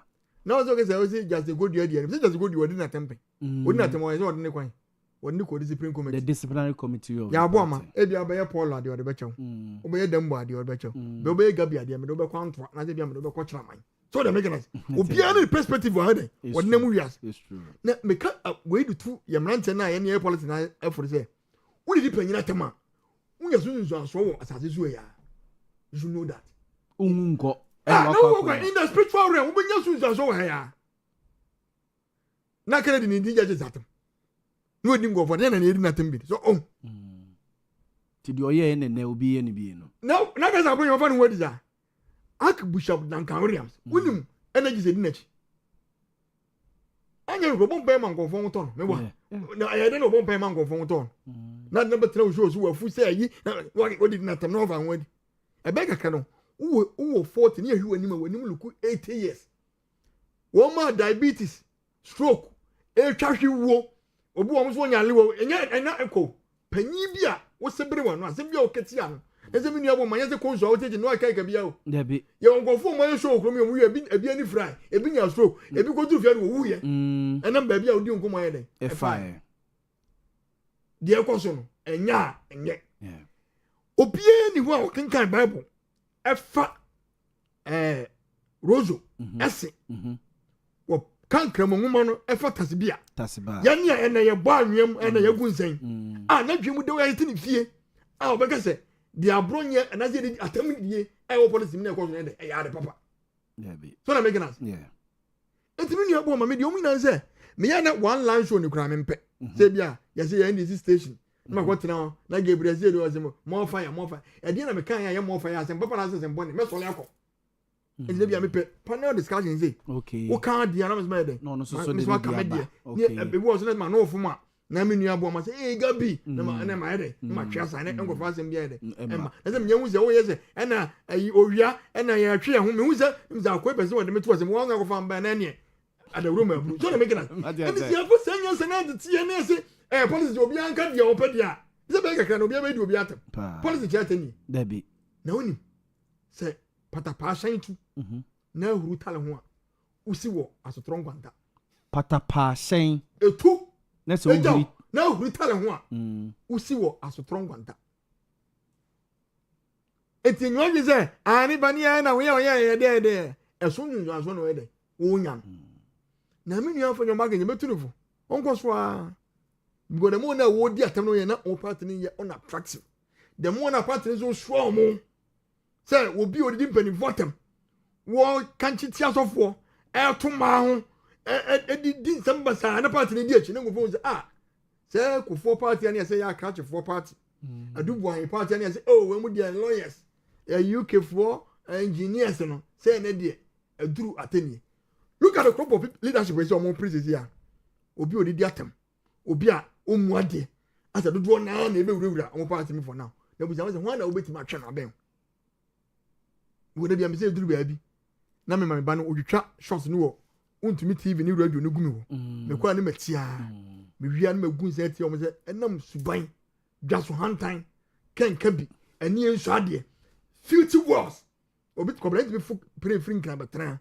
So na ebe chere asanteman communication loyal no di atem e di san aya ahemfo atem twampoa a whole regional chairman timika say running mate wani mu uye bayifo na me say bayifo nya to ba ni bi so me say bayifo nya ya tu e say o gas obi e bayifo say mo in the thing o ta ke bayiye kingdom e ta ke bayiye kingdom a say you throw 5 ma ko tim pepa o nya 0 me wa ntimi nua asem bia wo ka bia na say wo dwene ho ide me nim presa ne nanso ndi ke mase ka emra me nua JFK kasa wie no na ke se obi akura twa so no se nke so ha eso ha abronye wani obanyi mama atama o man twele tanko masi ade se yanche emma bi voga se wonti nche ne wanga se me nua stika oba na nachi enti woni mu nyanza enti Roman father beto ba mo why give the party ne ndo so sa ensem hu na wo ke nyina ne sem basi o ke the party ne ndo so a Roman father badness. Only Munyanza.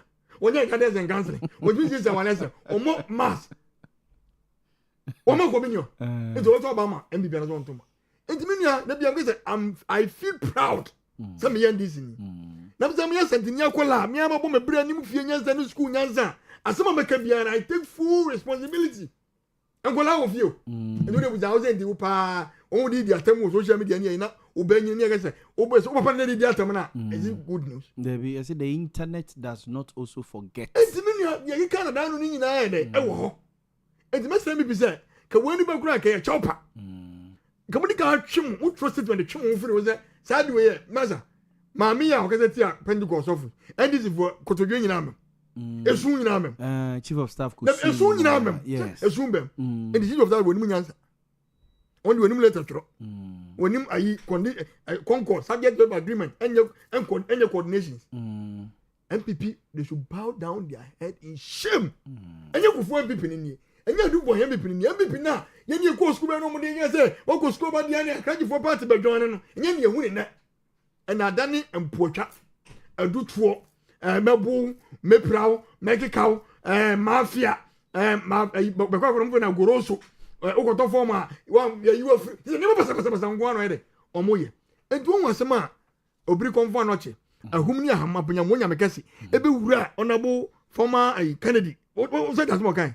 Okay, and was say, Kagana, a serious party, I can see a GMP for Lance said, if from Honorable Kennedy Kwesi come. Yes! Former MP on Yezra TV on Namikoto was say Kagana a serious party because I'm going to get the process yeah GMP before licenses from them as a party because the name of more young was here and yet it seems to be a party now. I say jungles me and the young Shasama and we to organize a kind. Many also Mike and there's all kept veteran. What's that friend say? Mustafa friend say. Mustafa. Salam Mustafa. I was so bad. I didn't know. Was so bad. Was so weaponized. The training. Can you train me, Mamma? Well, to a 20 as a kind and then man tie. I'm a beautiful. No one can you say. When can you say, be quiet, you talk against the better tie trouble, give Brazil because of politics. Say you, or more uniform is how. And your policy in the air. You buy a movie. And you're not posting 1 minute. I don't know what I'm saying is idea. Yeah, we did it. Kumasi, any of those who had here 12 energy for some. You mean nice idea. Now, politics in the is now science and data. Mate. I think your mark is menu woman. Mustafa Salam, menu. Dr. Mahmoud Boamah, I'm going for demonstration. I show Mother Gaba goes over us all in a book. And you change. Okay, I got him safe way on me. Yeah, yes, you're Newton. That no one penny or go for the You're now acting president, but then, and there's some kind.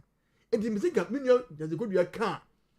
If fear Yansa, any position will be a cabin. They're coming in Abayumra. Mate. The Mustafa, menu woman, and you will lose like when we're winning like lose. Mate. I find a market. I am deputy minority speaker, and I had Jeffrey with someone. Minority leader. Minority leader. Some are good, some was a free. And you we have a canna, a save you. And we had the ya. Who be free. Mate. One be a I said, Dr. Mahmoud Boamah. Can't doubt doctrine. You know that. I remember about them 2020. Who 30 years of opposition. And he said, or more opposition, or better, and you say your opposition. They did the Gabriel see do worker, the NDC communication team who was Santamantama say, or Sasso Esre, the NDC delegates of Ashanti region, someone for me, mano, no, may a deputy Ashanti regional communication officer of NDC Ashanti region. Paul, Mammy, ain't you NDC. I say, omu demande parliamentary probe. Afinyo marketing sensem no okay can edichere judge no. And I'm also some of the petition akwakoma the international community. Say the ye bomo. E kamo kasa boashemo yem. Esaso echiche amanfo monkrofo gum. Yaw Boamah meda sibim na masa echia ahwefo ne etiefo nyina na menuanom so a menu omo ehia wa ha. Ba chia omo. Na catch them in your dambo say, or foot will be a the party need is saying PNC, yeah. On garden in a fan sorry, medi a cunyano so.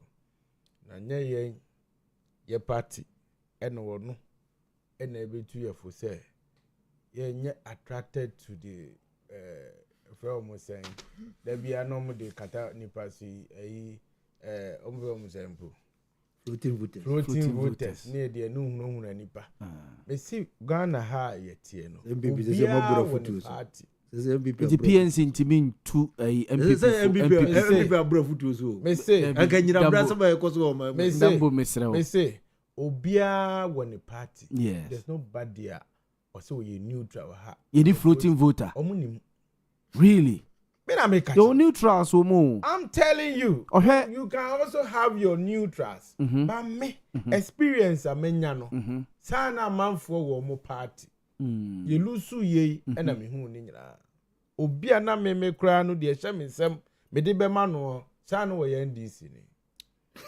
sa then this for na mombi what the America cho obi ana me nimu se mami o mobo ohia moa wo se de boa no ni bibia no sana wo ye NDC ni na unim minim teminimu anka dia me wo me de to me ho o ti ase but ye lusu wie no oh no wo posti na ni me posti no post na sa sana mo o bra post na ye NDC o na o so obeba me mai o menya adwuma ye amtio nti dia na me make no de unjindi mate entiminua if you why ne papa bi me ko na me papa na wo he na menya bi se cap na wo se nsuo gum wo hwie bi ananya sa nsuo nkasa ni cap nim beba ye ya ubisa mama ni mama ni se me campaign me is kase me wo bi ank mebo se wa wani dua system ni nyina no a me wo opposition je be de no aba me ho se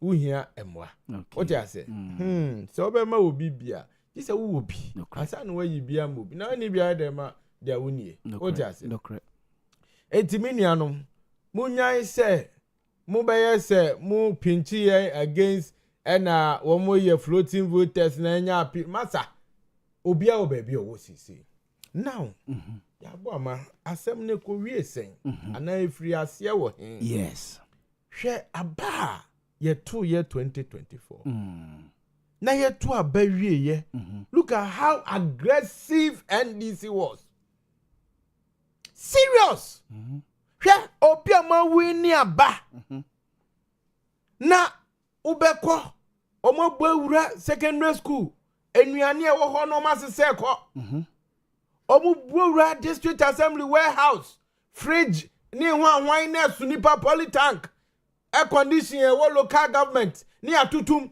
wan hu say local government staff bebre ntimi nkwadwuma because na NDC for beba be harase wo mo wan hu bi da ana yeah eba nanimu na fe ya start na ye bowura nkrofo fie echeche wo mo uti dia ye kanase obi posti adie e woni Facebook I can give you a number of people adie no emerit class e wose ye che no obi posti ti say Obama o pokrasi o posti adie woni Facebook say unza akofo at the time no near see if you see something say something yes sir yes wa hu say boku o say hemfo say isrem wo baby e mani mema kutatu o mo fire and o posti on Facebook say police if we mo hwe whatever is going on ewo bia ha e say yeah na yakwa akwache no into the list of amanfo NDC buy omode omonsa what dey here can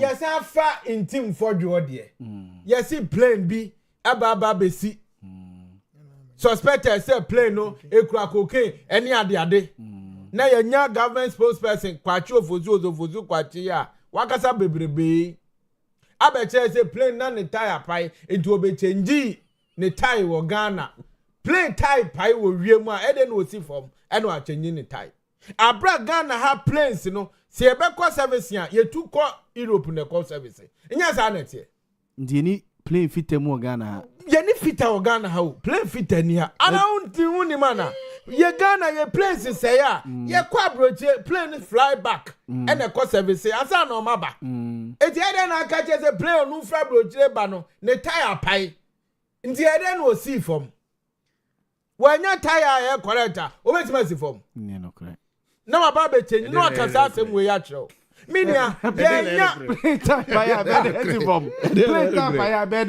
bomb. Na mo fi say fire adwen nya adwuma na. Mo kasa. Playtime fire bed Felix Ofosu office say ye no. Ye fire adwen follow niema.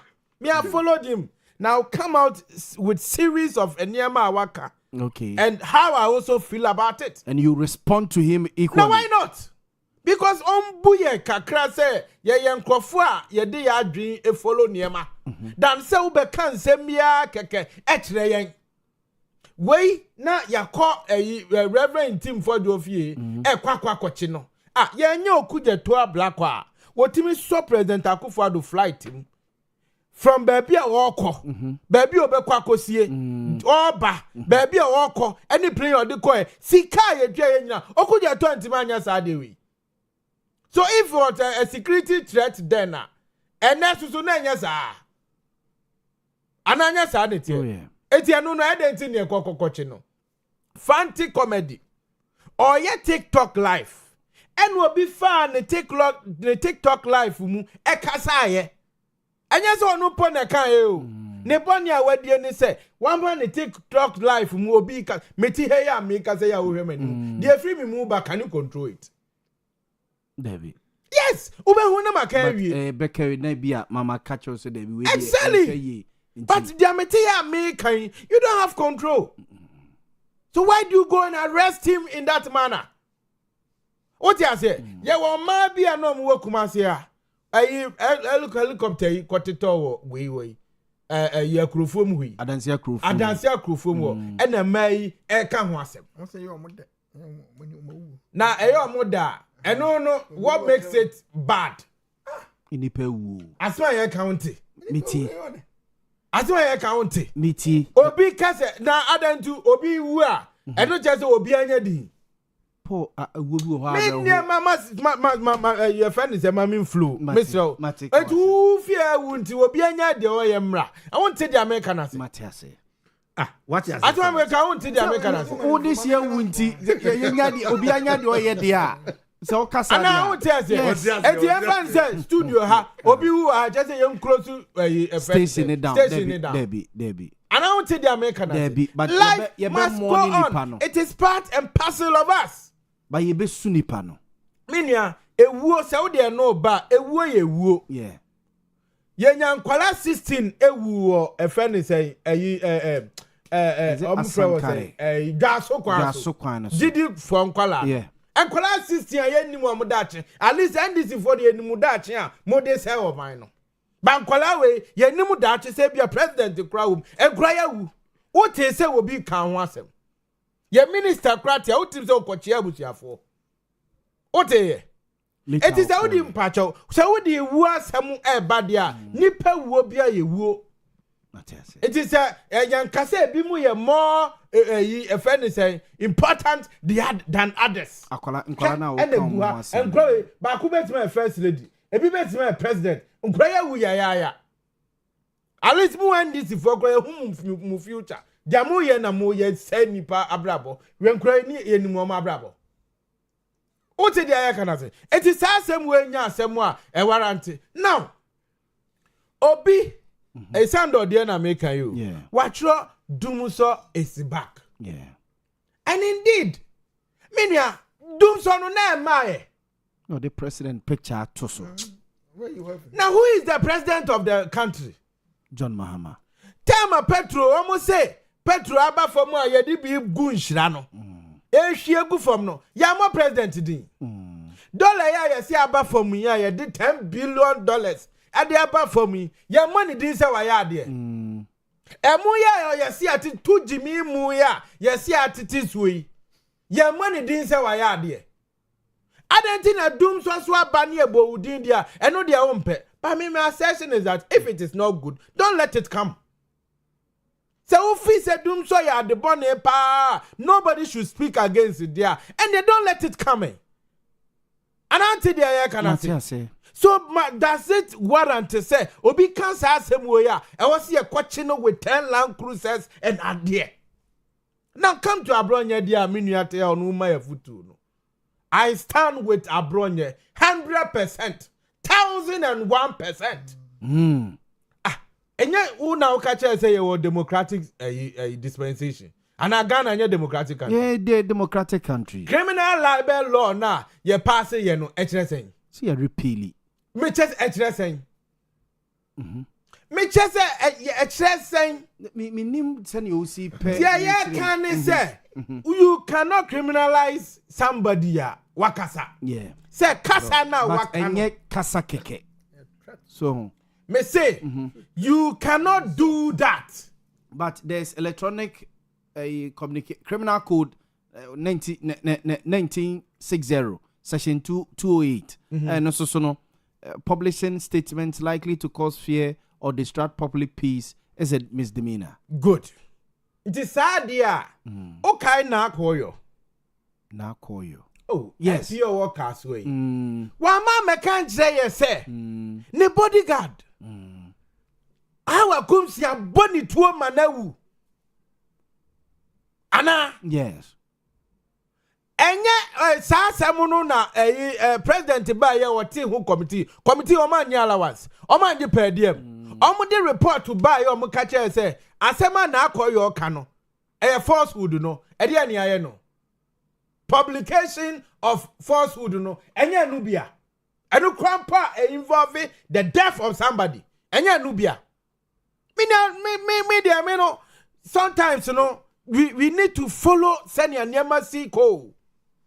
Osi obia ye say, where there no involving the death of somebody. I have a video here I can play to you. Sam George calling Akufo-Addo useless president. He calls President Akufo such a useless president. Did anybody attack him or arrest him? Obi ye ne saade no. You can't want more this MPP for them. I didn't penny for them. There was even a time a former president, or founder, or didn't moja sign the NDC. Was he babies with sharp akra say what the real huma, what the kikanipa. Ne say was it babies with sharp teeth? The deep penny for them, left, right, center. Company for you know good them. Emma Mubeka say, if the backing dog no, ya chain no. What did I can say? And this is for some Mokai. Nyandru ho, Salavo no, Yanyandru ho. A promise more to see on Bechemoda. They say Yanyandru ho. According to almost on Betiano, almost on Betiano. Now Tiana also cause on Betia. And you are telling me some Mamma Metana have you. The Binya Sana make a but that be where it is wrong. Now Betana Casa will be at you. What did they cano? It is wrong for somebody all casa in a democratic dispensation. Say your team question is a wakasa, and yes, we are fed to Eko Kuobi, and as we are kissing kind Eko Kuobi, name of wakasa, our democratic dispensation. Yeah, question what because me hey. You don't have control over it. So who catch him and say you see a betcha ya? Then I don't have to come here again. There be Paul. Un say adie biano. I was say on mine you do baby. Un say adie we MYA. Inti let's. And I may say that standard no. Omo buy omo di bia to ho because ye who say state security yo omo chie. Omo timi bo Kevin Taylor. Where do you be a Ghana hanyina tem ebo ne ho ban? That same security no cannot arrest me. Amu busy as ye yan kwasiafo na state security akintina wafwe etimi bo obi wedi obi atam yemfa ne se obi kura in charge no obi anka ne hwe but obi anum se wedi odi atam sa same security no ebo ne ho ba me nyina ye hu kopem se okoye na sa same security no se me makasa fa Facebook makasa fa ha it is sa same security no but where lies the principles your principles na way. What a massam na say? Enti observation so no obi ntimi nye. Sa court 9 way. Ye do obi ko obia wonya 2 weeks. Montie so da. Unzo obi kura koto aduane a dim se maami we ne ba no ho amenko. Ne ba no nkyere na aduane ne tie yie. Otisisi be. Observation ma make. Sometimes you go to make a complaint, mammy, who quiet Brantam go bano, who jan ha, yeah, ya catching, what's it? It's an observation. Yes, it's true. So when he says, he said, sa court na way, ye ko bia omunya case so a ehwa na ye de ko is no less than 2 weeks. So can somebody make an observation? Na ye di nipa no so koso a tie bio enka police fo a wo mu kura nipa ni mu o mu di na duru ho no wo mu na beka je say my lord nipa we se wa nhwe na wa mamra na anyere ne kete na se wo ja no ma ne kofi a the person shall interfere with interrogation and answer investigation. Where the police fo kan you judge na what ho no e na eka cha police fo say na mo hwe amija no hamu si debe si ebe hamu judge ni say ebe hamu dimedini tum Eza we mo case be no oh your friend say abronya die ya the first one baba Amando die na first one and say na baba Amando die so eba okay and say na abronya die ya so no second one we yes the recent one ya so judge ni say we also do ko sanwam kra ansa na ya be determine case it is an affront to democracy. Your judiciary and uko parliament ya wamududuo bebre nti bibi papa bia nkoso ewo ho ahimfanti oh na say 187 NDC for we wamude ye de be turumu bail krom timi pass ye de be na aye amanfo du omuturumu left right center parliamentarians emfa ho mebo a enti ka 87 no you control parliament. Oh, he found out Jana was a man for do muturum left right center. Trumonu, but kosha ho no mu pia who's a difference about. Some dear who, but pia pa out in the deep neither near high and an nancy assessor. What did I can say? It's no salon, no, omun pass here. So what's the essence? As of what the Amanutum, Ghana, your cultural values in Netia, Minia Gabriel, TA, one pet. And so the parliamentarian do way they can't do anything about it. You call this parliament omoye bibi bo aminu mi no. Ana yesa ba the executive John Mahama na appointees nyina ya setting code of conduct. At what say appointees mo bi antena business class me wa. Oh, when is that? Yes, I. No, me follow me follow niama. But the no day ya ni panatu na. Dabi wo tia hwan. Nanwa day ya wo mo che agogo MP. Yes. Unim so mo ko here. Yes. A police for no rua plane ni mo hwehwe enkrofo mo ti business na Frank Amako yin te obi. Ya chi no. What the business class? What ya appointee? What business what kulem? Ya chi no. Eti ade bi on timi nyansie Amako yin be yi wanu. What the business class? E ya usika na say ya ban sika. Say ya ban sika dia. Me anche me too ten because abrafuru de pictures in nam word koto no what in chen Dr. Frank Amagoye what the business class maybe any sika no di chat ticket and so e chiri wi a obeba be chirem say ni sika na say e ne de ben enti oba appointees ni executive na I say the only place that we run to judiciary and also so na omoba ye omayi oba pensie di ya with 3 statements yes obubu anitie yes wa transfer obi yes wa de ne kunu ene ne betu kwa we reason di maame edi eti na mo yi maame na di na ma betwa so aye sansem we dia me feel say emwa eti going forward no now this na mo a minority natu I visited the diplomats akwa kire wo mo no what you say? Eyadia ehu hia papa. Na diplomacy for no so no. Woman fa asem ni serious because obe kaya. Abronya throw letter to the diplomacy for ya say. Ni life. At risk. And I want to abronya letter now throw you. Ndi mante. Oh. Oh, throw letter. At the command diplomacy for the international community. Yes.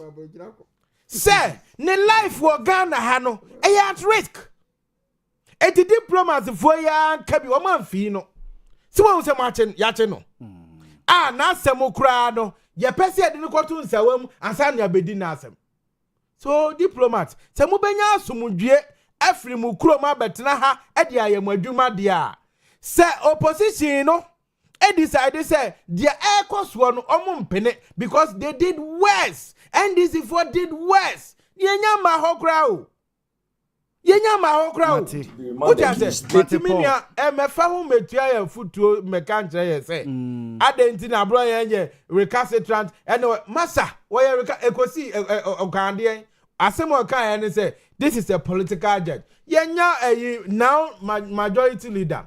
Friend say the papa want me ko ni krom. Mama koche ma set ya.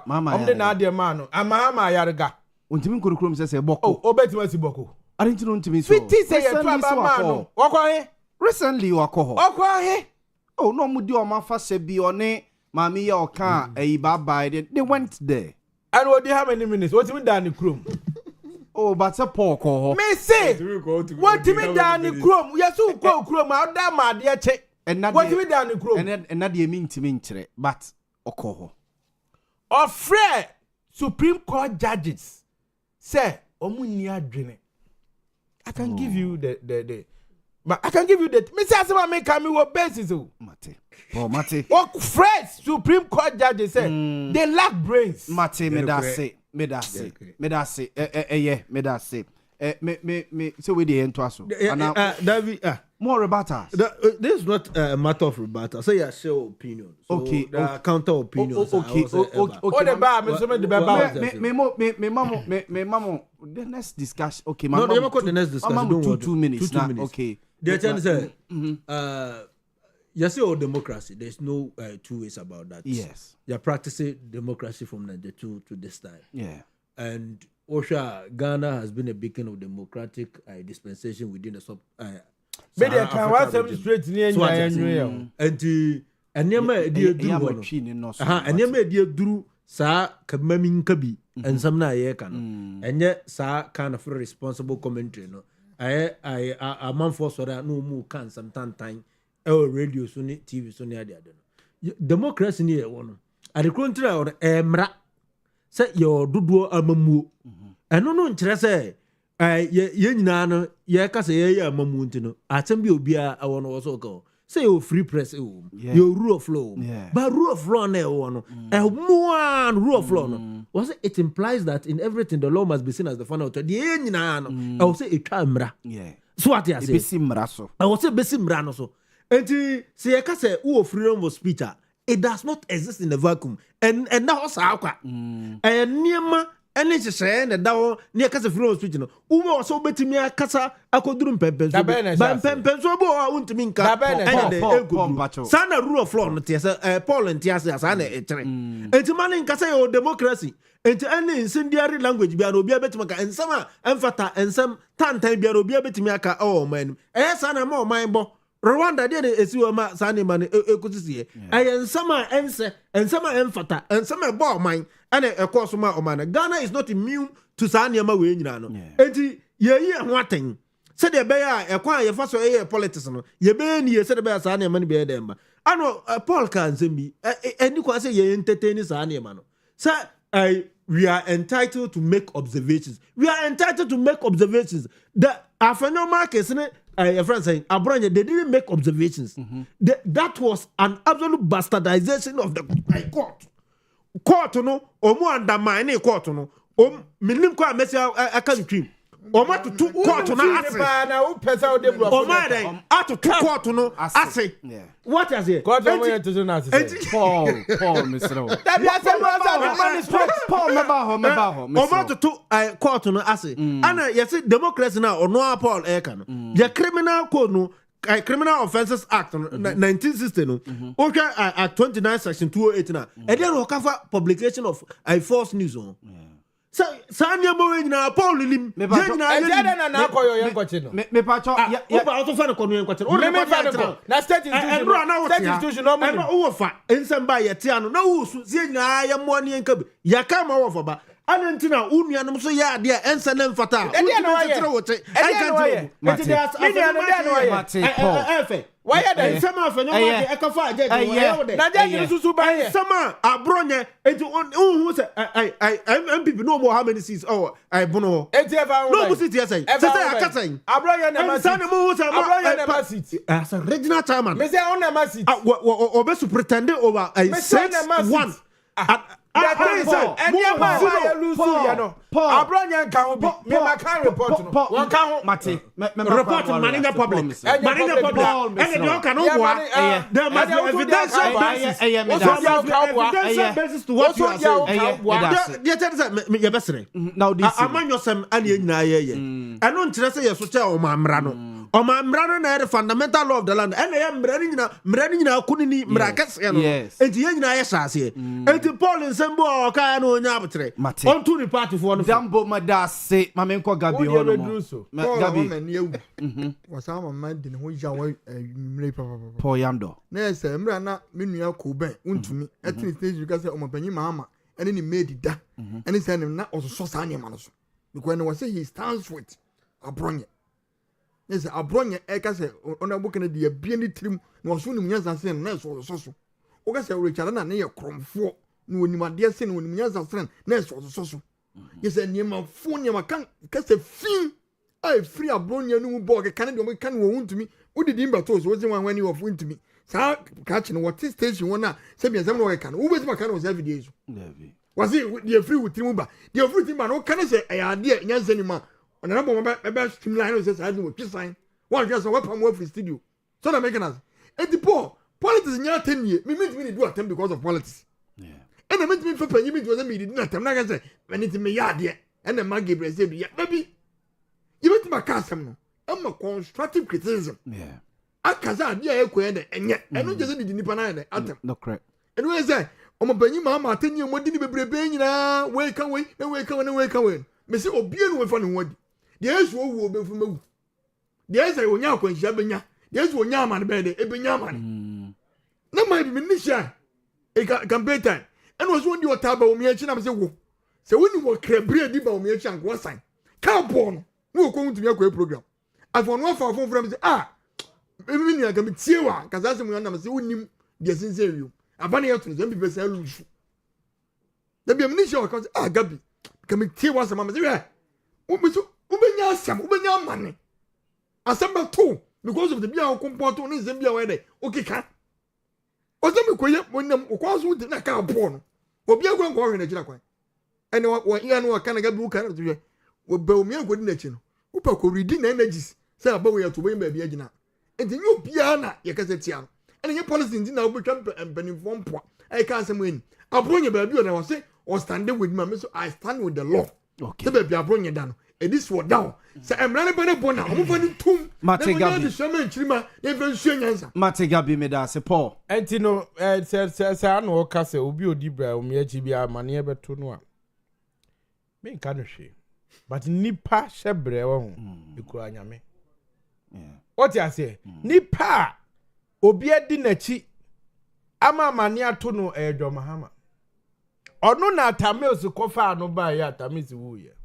ono susu bedi president dodi nachi o peja dade nyine peja bi onkwajem o peja dade left right kum wa wukọ na Paul we dia aso ono asema o kawante Debi wasu wo bedi ba o miachi gba ba ko radio so e na ka ball no but dia mani tia tell do ball no ko wanwu but dia mani tia wawu di odi nanim awu di odi na jisu so no a ono so peja nade awu e wo wa ye training one train baby wawu ko eti amane de say di obi achi dia obi dia obi grofo achi me am against personal people ye didi me I don't do that what you say but I make observations what you say and am fatu ho so de obetimi di biato say who can say afa ba omia ho de a me so de me can fa president ho obi e evident ye kofa ne be ye vice president to Atamis wu obe ye president okofa vice president di nachi wonu susu wuye na no so de na di nachi ntia e ma sa de no e ba ye o ti ase etimi nua asema ba ye treat wu nua ya kwan so sei Now they also in the bonia wayentino, ye finding no many problem with that. But I don't know too for a can nana. Me mo din we or sit abai to me a manyanti. Mo dia mon fanya dia mo pe. Na to be way ye ninkaso. Or china bi ekwadania. Na wu gabra. Yakofa won semwa wo kan ye nyina se Baumia wudi na chi a ka bebo and who won obi and I said no ba be chirem dia hu ya hu bie oh no asemo just a passing comment they won't say no assembly ho they want to run down your flag bearer at any point in time they want to run down Baumia but me can who be near the Baumia ba me maka was a secretary me koi Baumia vision. It's my vision. I have to make sure the things I told people no about Baumia that is why I'm going for the regional secretary. And I'll win. And I'll make sure Baumia wins 2028. So I will not allow anybody who wants to bring down Baumia. Baumia, Asama Wakin, MPP members are victimized. And you know, what to say at this in Ibi? Asema Baumia kai wrongdoing e ho yede diplomatic calls ayako omuho ene NDC for John Maham led by John Mahama nankasa wan ko omuho onu kra de okoye no okoyi video bia police for baako ayi ase police ni bia wawu na ayi ase a wo mo ye nkwase ade wo ayi na ase ene okoyi kire diplomatic for yi and I want to say police for me ka say ayi ase na enye de antoko esi a ayawa so west wa go na wa want to say asem no. It's a diplomatic cause for no, and then you call Muho. And then you call Muho. What is wrong with what he's done? Now, because I did why you know, Bibi Dinechi and what? Who president? Unim name Dinechi.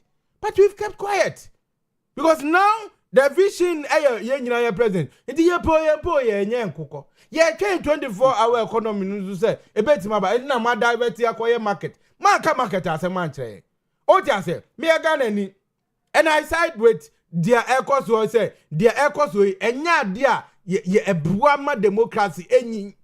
So we must condemn it. Say, and and necessary, and yet we must have principles. Matemeda say, Nidi, the Paul Kobna Yandoye, the NPP Director of Communications, war Asante Mantema. Say, gentlemen, may yonko nim na yonko ye in discussion. Ghana a public debt, the yet and they say, ya rise aqua gunyara. 674 billion. Now, man, for business say, send $1 yatiti aba for me. Eba say, mame, we dey mami shall free. Gabi hono. Gabi, I take offense when someone Apollo can.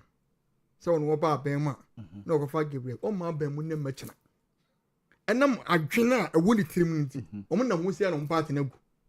Mimi render Baumiada. On one running and one down. What will Queen's Water? Oh, I didn't come. Paul, I don't remember some yet. Young person, yes, our politics. Now you don't make one time. Say, far and commanding call. Yes, and I'm president. At the end of Kuno, ye be. Messi, I'm president. The bush for president. I'm a president there be Mr. Mo. At the end of Kuno, why? Baumia will never win. Baumia will win. Baumia will win. 2028. The next president. And Dr. Alhaji Mahmoud Baumia. Is it 2028? The next president. And Dr. Baumia. He will win. Mate. And you will now train the pedestal. The pedestal and need the Pabakum for some. And near this for some Mate Paul. Munya Yama Wagana for Namunya is a Munamuchina. You're better president. Mr. I'm going to me. Mr. Tos. Me young Boko. It's even far better than I did. I'm going to get and that's why you nobody are calling me. Me down, me young, we have a quality. Obia quality. So what tongue?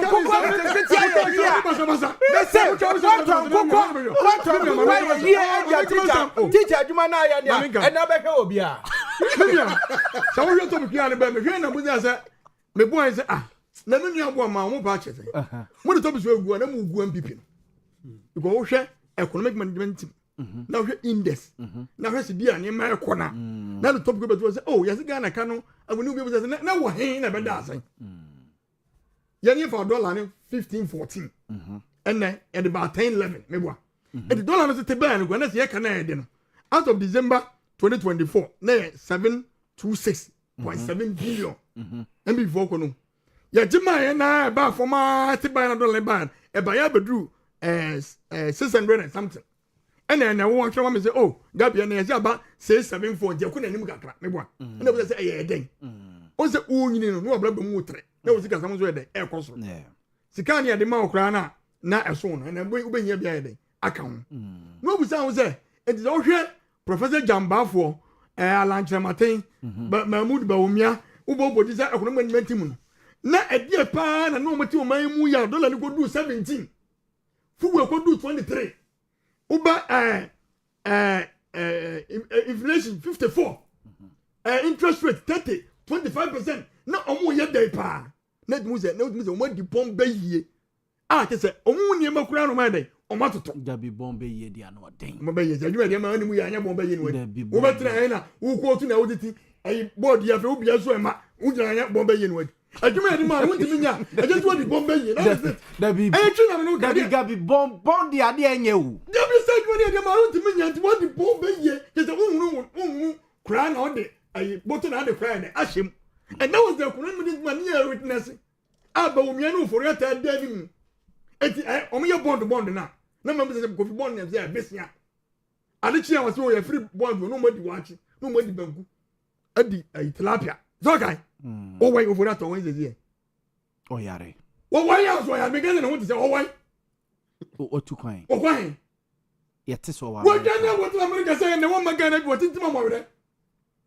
say the you get amani go 14 aban wo do mo fam opunim do mo nam 7 years o mo koba atofo mo koba one day be wo gane so o mabiem o koye sin America because economy ni yin edman amamu na basa asay yesika agure basa asay ni manyina enti na wo se bia wo se ho bubu se economy ni yin junk is a bola currency ni dabraba economy na jegukura ye ba ye na basi na ba b and na ba b plus is any man ekoyi o se na dollar na be jina la be na yase bo na ekoso ene we say am na ba ni ka big push na ye de nyesika so ba ni ka big push nyesika mo se ye a continuation e do ba anwa kwantatu manso kwan jo shop o so oguzo wa de oye anwa kwantatu manso oguzo wa ye ne video du kumikro mbo ne ba nyina se okay opposite na that fie wo ze nyema ni nyina gu omo ye gates oguzo ye okay because ni ko vota rogi wo ta do me bridge na ekon omo dwujan che ni nyina omo ye bridge egus kondo na egus wa de oye okay adam me fa wi ni ba wa de wo ni nyina se sika na me bo ni nyina ga se mo si mo 24 hour economy ya se mo cha ngoko na bo ma me say maybe party for omo nya 60 omo de be gu me fa ni nyina nyini omo be choma de adwe omo nya nutrients me bo o party for no munya bi no mu nya because on for na mention yes emu an be go they don't have the idea and omo de brel omo de be gu omo to aduane mo na me mo nsuo no de yam yan so me fa obi amem bi no na me gina omo be for omo de ko akokunkumare bi so ton bi anu me ba ko frem mo say omo 20 bi o ba bi so bi o ska me fe no me fanko because me anya bi be ko kwa me ya me nua affect a lot in the government policy it is like a government policy and program here can ska na na de ye di room ye dis can you room no na ma ye bo no koso kakra ana dollar na yesi de ba 10 and call 11 me boa e kakra kra ba be de ma be kan be ma ye hwa ko me trimpo because ye ne wa to force bia onwane ye ne wa to force bia MPs 88 e ma press conference papa wo ye busuefo ye ben won na ha ye ne ye sika se wo ma na jigu na o ma banyi to organization dem revem de e hwe no e tinu ne am de se e pija ga kriya wo de topic munya ne sa aman se de be ya ye ne ye de emfiri ya so na ye body for so ye kan no de watie bi se na bo ma no wi TV oni Gabriel se no se o ma wuzi ye kan ye de koso ga de ye be ye because ye de ya de papa bet ma sa me nye skani bi wana na se sa de se keje tie face ni e be wie ni ye chama ye party for ni kuma se for ma so de me gina se mo chama hwan ye party for ni kuma se for ma no party for there Gabi oh na de ba so na ke mo party for there ye kuma se market ni e ma mbia anye obi si e chama ma ni wie na bi carry e ma obi na no se be mama Paul mu bi ko he omo mu wa se ko da se be mo chama Paul mu bi keyeti ano me se ko he first one ni ye ja won o mu chama mu bi MPP for ni chama mo party for bebre wo bi journalist for bi am ya ayi no mo kama bi pi o mo nyina wo bi ho o fa ko euroko na so ba fra chama fa man say fa listen bra o hu de be pipi sa enya na je wo se scan de ye ba se nye dia gabi ai me na nya bi enya me se o mo nye ke jani man me se o mo che wia ne bi ka ada ko do honi ayi ni aye so na me gina ni hu sampa e wo mo se bo ne ko so de beti de ye ade a e beti ma sam sky de abo manim etimi nia ehwa ko metrimpo be topic na dia to me nia je ho pa e say o boy na wo me ya nyema ni se be ya bi better opposition next 30 years see the fourth estate of the realm editorial policy na different opinion nyina ba na every time so for starting by bona say me mama yiri 8 years on there na wo de wuntie bi na me de on na so openti on so for enye utu ya o mompae na me de say me nimu ne ye obi a won de enti me hwemo yi nyina hu se owia na mo ba se enye se mo ba ye bias na se bia na yi adwuma na mai de mo hye ntende se badam ase mate se ene mo boy mai mo boy kokko se ayi ni ko mo boy ada na odi ni bi na go fa se mai de ama neso mo diskan so e de na mo de ye ami nua ba mai ka bia wa ko mai de atoye ye ma mo pia e ma mo akuru mo nye ni se ya ama mate eduru ba ye hu se mo dan so e ba be ka mate oh say nipa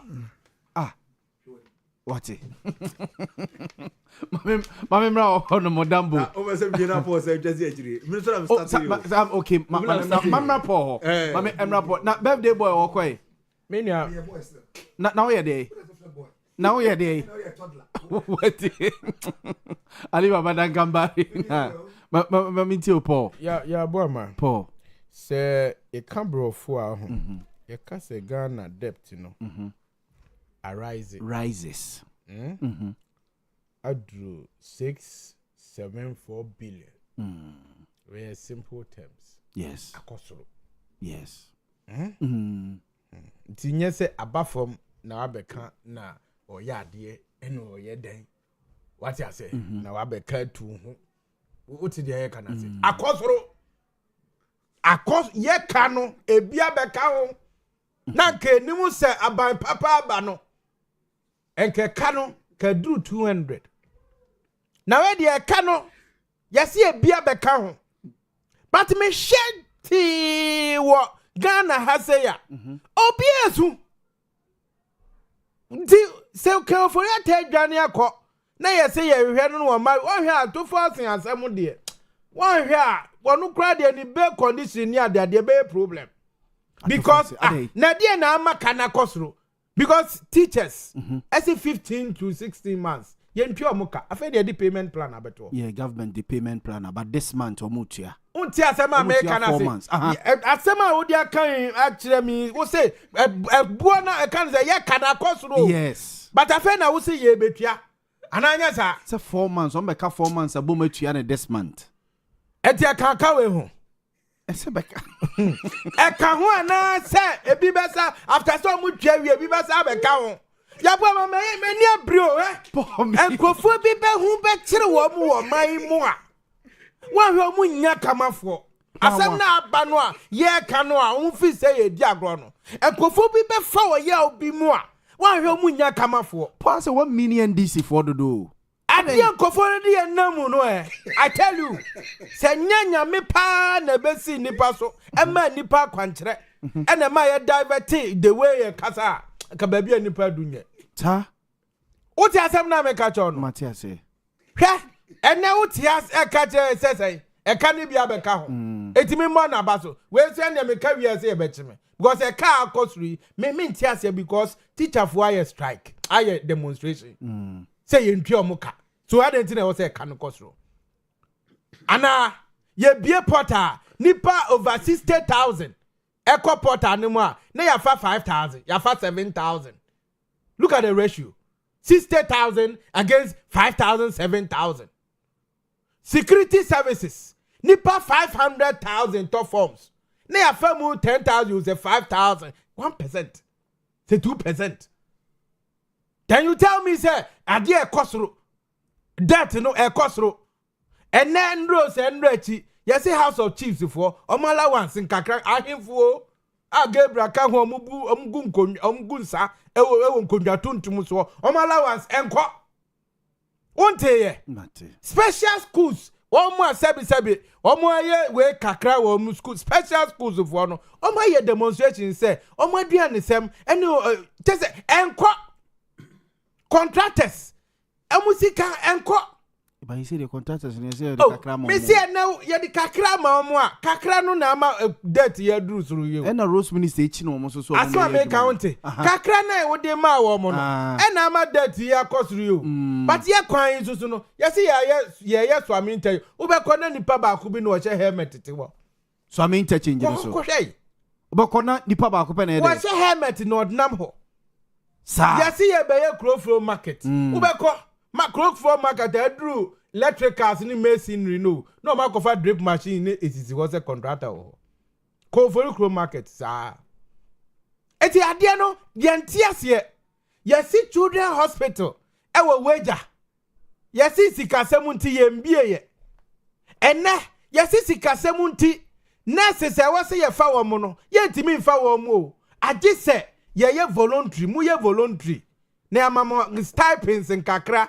Na chire akwa ba mu amu ye voluntary no ya fa madwuma stories bia ye tie bia nya encouraging what dey aka now government policy bay me nua na tie na o se nkokọ ye adwuma na wanya mfaso me ni problem say benefit ya en benefit ye nyina but manya group bi so ma be ka say our government nkokọ nkitinkiti project they need to reform it ni ehu how ye tie quantify no wa akokọ Gabriel Agia koche ni fie no wonya so mfaso no kosi sen how do we quantify sad to national development e go wie sen unti dey can say bibia ni ho a ye adwuma metima ka che say ye nya so mfaso sesi ya ma ye ka ekosoro but I can pinpoint and tell you deliberate policies ma ye kan kodu 700 billion no 307 ambulances akofo adokoto beka ho wa hu bi mebwa who agenda 111 policy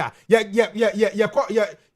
sisi at the various stages malmo nwie yanwia who say aye bibi aso make I want to say yanwia who say aye bibi hwe free SHS nkwala yetimi mu sika eyi sika sem free wo ma brabo mu man nkwala no timi call school kama what I want to asem na ya kana say hwe Kumasi airport hwe Akumadan brand new university egu ho hwe drip machine and me nuanya so mfaso hwe machines ye koto ye say entity mantamu akwan na entwa na ekwan no nya more trouble didn't you see and what can we boast of benefit Ghana ni bia yetimi $10 billion $10 billion oh $80 so from 14 to 12 was 11. You see, I had here. Abra, you hear 1.7 billion and you be hospitals. Then you tell me, sir, healthcare is your priority. What kind of can you say? Where is that? A priority bang. Priority bang. Yes, sir. You tell me, sir, you near the acquire way. You see, idea more can want some. Say ba, it's a game changer. I work on a high ba numa formula ne da ho 133. Ni adwuma bako nipa miensa no ko 3 shift fe Ghana ni biase Yaw Boamah. He's the hope. Afei de ba ya yesi ekosi dwa. O ti de ya kana se edwa asem na mo ka kire ye. Edwa na mo ka kire ye. Se edwa so ye be edwuma wo. Enya edwa so. Mo say 1 job 3 shifts 3 people. Yes. Eti accountant ya wo miensa. We ba no pa. Awia ana ahomache. Enya sa. Ye ka edwa asem. Na edwa no krampa mu ba besie no. Na ye han ama nipa miensa na sesai. Under 3 shift remain ase. Ana nipa ba kura no be run 24 hours. Sa pata no we ba no pa na we aba enwumre. Enti edwa no e ma miensa no be han pata ba ko. Would I chirem way? Because I deal with right from those and conflict my chirem abesi now. Many will say. And no matter vertical. And no crown ponu, they said they needed $4 billion. Net much change the entire Ghana, your economy, no. I drew a 24-hour economy. $4 billion now you. Okofa $10 billion I will take dollars so from 14 to 11. Where a priority, Papa. One catch what they crowd they buy no. You don't believe it. What you say? Yeah. We say or mine no crowd. Mun say say or mine no. Yeah kono. Now you just hand your way am Ghana for. Growth rate na say. Yeah free ho. Now you 5.7. GDP we left it at 7.9. Momo ba ya mo se maye bibia all right ya. Maggi obia sigagu box mo there pen yi ma no. Go ask your ministers. What ya we NDC? Ask your ministers. No sector is growing. No sector, Greek sector. They are crying about their budgets. Hwekwoku ni o mobroni soon from last year besi ni sika wusi 2005 and also ground here. Then you tell me say edru srontia mama baso. Na finance minister Jan Kwan. Mo dia no dia wan hwe a ne mo muluzu wi a mo de ni ba besu was NDC for MPP for. Dia mo pese mo de ye ni bia mo fanya no because it is a cause of your downfall. Matemeda. What you say? Every sector bibia ni ho a adwuma. Then you tell us say ekosoro e de man ekosoro. Mo kwaton bibia no maboka. Mate. Meda see your friend Paul Kwabna Yando ye Director of Communications ma MPP war Asantemanta Mase mame Emra Robert Dambo honum na maintain. Dambo mame entio Ghana yeka bebi aye gina ni. You be say yeah. And no question they say okay your management of our economy and under the previous regime under this regime there have been some gains in terms of inflation exchange rates and we underwent another yeko how be which unprecedentedly domestic debt exchange na ye kosa anyama we nyina mu any baby a yebedru a yese na ye bokai omai no which means domestic borrowing kosoro pa taban external borrowing aba form kakra and the ama yenya even sustained growth kakra no exchange rate no how to me peg you know and I've heard a lot of argument among for raising concerning how government cushioned the Bank of Ghana cushioned the market Boamah inflation about and I've always indicated say I don't know what I said there was a financial cost or economic cost indeed there was a financial cost to promote stability there must be a cost cost to be paid and the government would have to incur that cost and the Bank of Ghana but no question say we have not been able to manage our economy very well the reason being that we have not enjoyed sustained growth. And baby, I make under this regime from the previous regime. I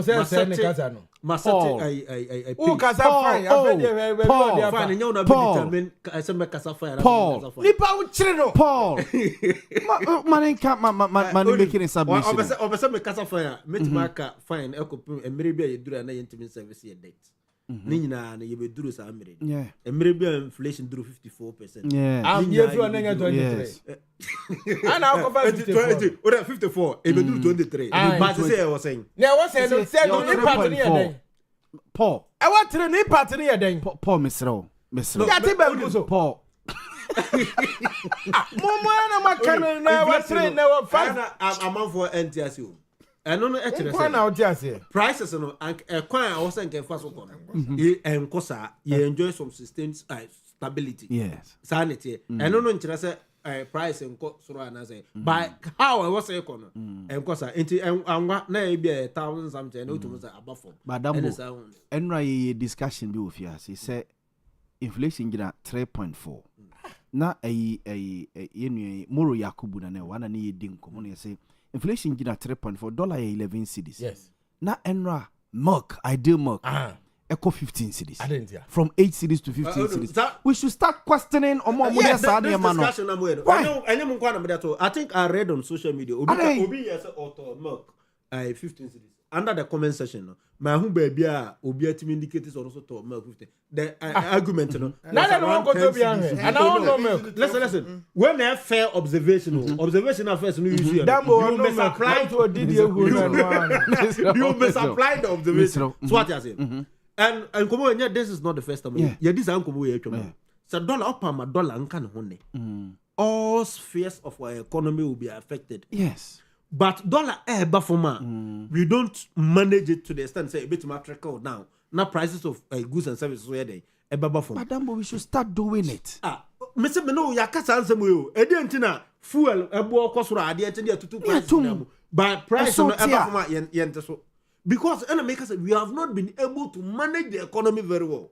Why na also ye. Aban said and as I am no was said share responsibility. Yes. And now buying one. Yes. Aban na for modi no. Now also dollar cost. Oh, Charlie. Oh, Paul. Who can share responsibility then out of Mr.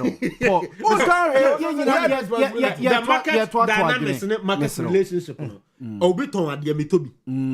So what you say? So I'm equally affected by the market prices of goods and services. Maybe they are men. And price is not covered. The advocacy. There be Paul. I don't make a restaurant. The taxes are 45 cities. There be Paul. Me did Paul. No did I. Who did I? Lalea. Policy formulation. Once we identify, say there's a particular problem. Yeah. We must increase awareness. Yeah. We must build coalition around that policy. Yes. So the better find the favor with the powers that be. So the better develop policy. Better address that particular problem. And to be a part of the coalition groups, you advocating for say near man air con and one. And you find we a bit where they you bet me I kind of thinking. Now we are cement. Said 80 cities we say. I buy cement. Me call say me call to say say is it say 90 numbers say where from that 10 cities 110 increment na even me cement. Let me busa guys where from dollar increase petrol yento where from sadie no. Who sit down right? I buy cement and prices on the cost and the cement that I always prefer to buy maybe per state and Niema gasm because but I'm not entirely happy about even the gasm structure because a German hand woman I was seeing a whole national cement production company. I don't know if the private sector and you better manage prices. So they may be bem and cement producers association for that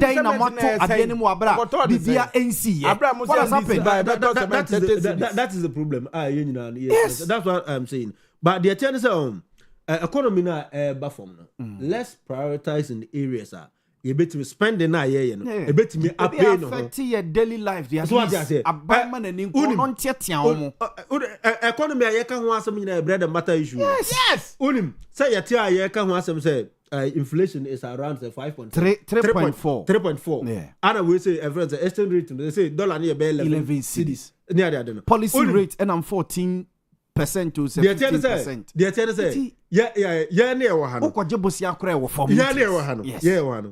Book moon seminar on paper and we can speak to it. Yes. But remember, I mean, on what you cross on inflation as a on onim inflation. Yes. Say 5.1 there. You onim say prices of goods and services in there. Bafum. Yeah. And the hard you say we have not been able to build a lot of collaboration within the private sector led economy that you know and it was our relationship it's abrebiano omu flisi from the state and I buy no almost I charge them the responsibility no omu ntimi nya ho hwe because you need political capital and ema policy efele no one of the key and critical components of policy failure a lack of political will because you say and then drivers for any more way no omunum say there is a driver population and to say yenim ne akosoro omuto na tintin omunte so a wan hwe a eno the baba affect here or election the market is driven by these forces and man almost certain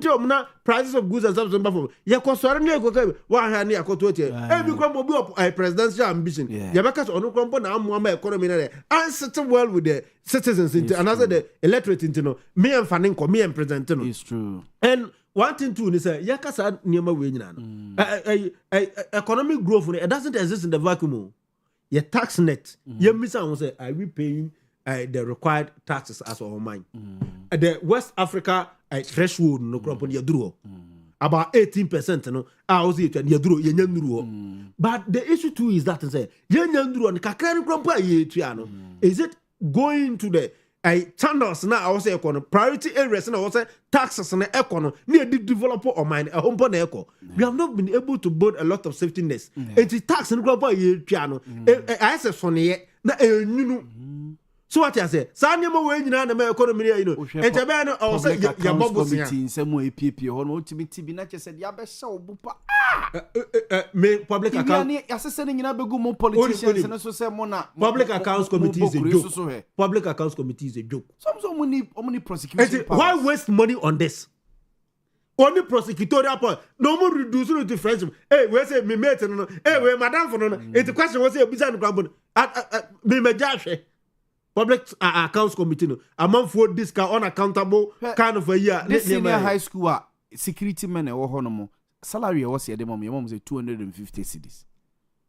Some say for almost a year. Meanwhile your friend say but omo any money like you know what I heard one of the members say hey na watch my no say my miensa na mo so mo no Miami 11 10 ana unim your economy ni there bosia ne there said the can debt ne there enya de betimi atwa na ebetwa na entwa na and we must be intentional but that way enya adoma yenya gold no I'm supporting bebrebe mama no say can bet massive dollars me say we must be intentional. Yes, be intentional and say we must move up the value chain.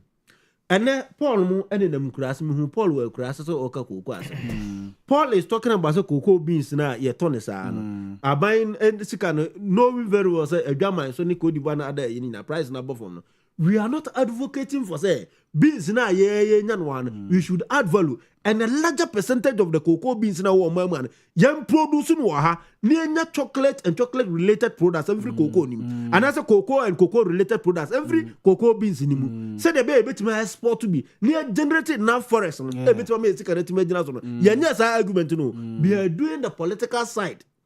We are doing political patronage because Paul political power and I'm not I haven't a grudge with him because of a political power. Politics are okay near the you union wa ban so on trying to say nkoko the air koso dia. Also jano kwai. So Gabi so nyano kwai. Gabi jano kwai. Because they say Paul so ba obejam kwai. Some fufu wa mo jansi e people pa na ye ne port tra say di fufu kakra ne. Sa anima so what say. Enti Owia Boamah ya uja kwai.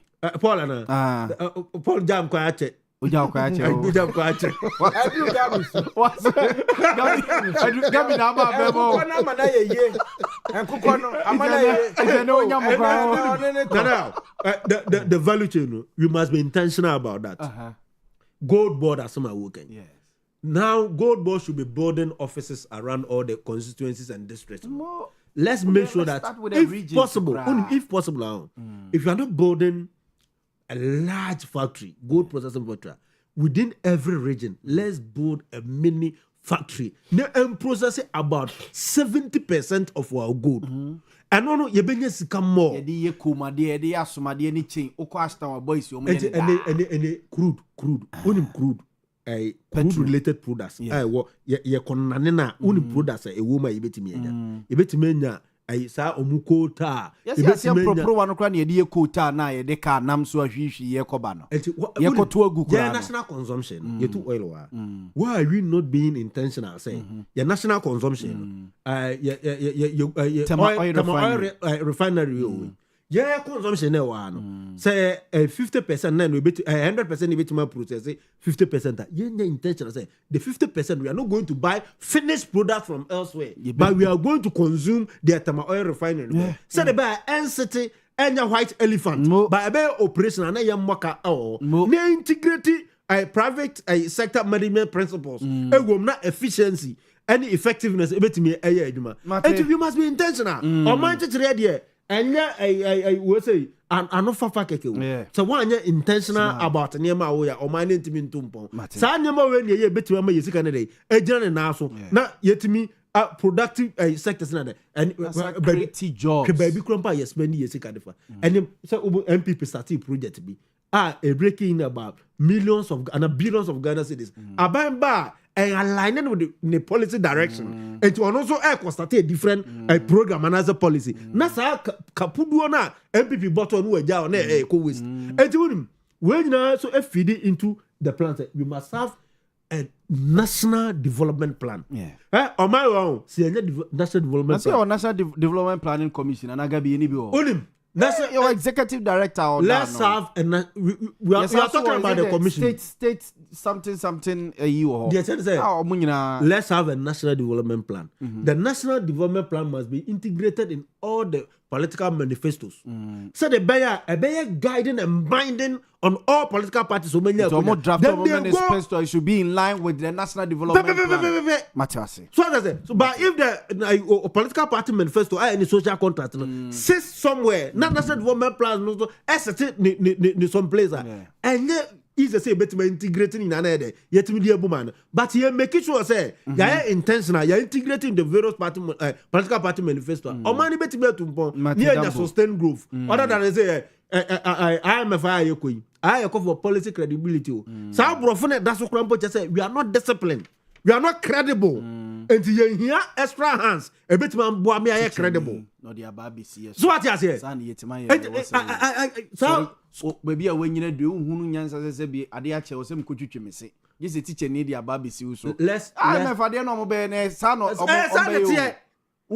so we say na ya ne basa and we waste money and areas are young prioritizer has a bit more ball man don't mama na was intentional mama na was gentleman you be 3 minutes to rise into any other bibia person gabi mama sha say mfam fi the American say your branch elections cost yes na party na bia because must start branch elections no baby am hu say problem mo pa mo digital sem bia mo cover by say mo be register members no via digital platform hu say olumanfo no kakra no ene me one dwai said debi say there on about to force that room over all the orphan constituencies na what forms ni nyina ma obi a especially one the finance minister one incumbent otua ka ma obi a incumbent executives no orphan constituencies it says to be ayewe otua ka be quite nisa baby MP ni on there okay na omo o se bi afrim nti omo nyina ahobrase mu omo download omo form na omo nya ne kama time ne so last Friday na ya za ma omo mama extension Friday omo nya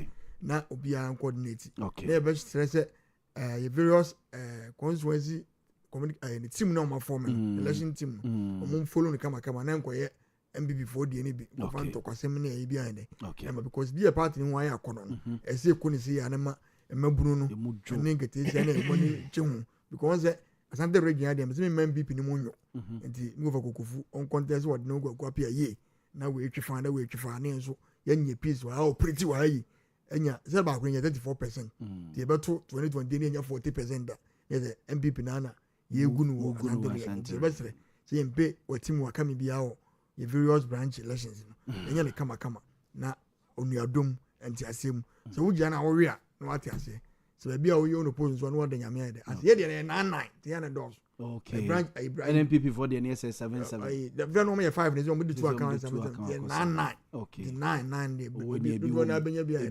benya post ne bia kuta Paul mamemra ho ye sorry masem ne ye mienu dedi kan me party for na ye polling station elections asemo ba omonhwe me yen kan na de drum media no na me sure mo say me yankasa ma ye me ho asi wa me office major party for petitions bia petition any complaints yes petition ni nyina che say ade e koso no ma ninje ho nti mpanifo mu nka bi ma me what you say that is what I am doing otu won si ho so we say adwuma na dia ma party I have read what led to our defeat 2024. Yen sem dodo no aye kan already so. Okay. It made us unpopular. Timian kasama yi mi ho asiwo. Meji petitions. And I can assure them say petition bia so ebeba no. Benifo betena so na yaka. E ma no nkoye say ya say media obetina ya wo se kanwa. I don't like that. Okay. Say banisa. MPP a Democratic Party. Ye to aba e wo BBM. What you say? Nti wo accept so be join party ni dia abatuo should be part of you. Okay. Ye asem susu ba e wo say baka. Secretary na me be di ni nyina ye say menya time amankrofo. Okay. Na etimati o masem. Masem number 2 susu eye. Sante achima gugu. MP na ya che no. Okay from Pom. Say Schiphol Airport. Schiphol Airport, Amsterdam. Matisse ni maame kasa. Wo kachre. Na maame subobna. MPP for and na penny bana kunwo and others. Maame. Me dear me say me mtrase Emma obia mfa MPP animu nya form wo regime oba no. Se no ye MPP ni o. Se no ye die be yo okojina as independent. What you say? Ene ye to ne so aba. Minim se ni padodo na to aba ma me no e ye MPP fo. Omo mo to aba ma guy no. Yes. E ye MPP na independent be no. Asante achima gogo. Asem ne e kan no. Yeah. Se guy no we be ma young boy. Yes. Eti dodo na to aba ma no e ye MPP fo. Wo ba no kwadru parliament afakubo bone.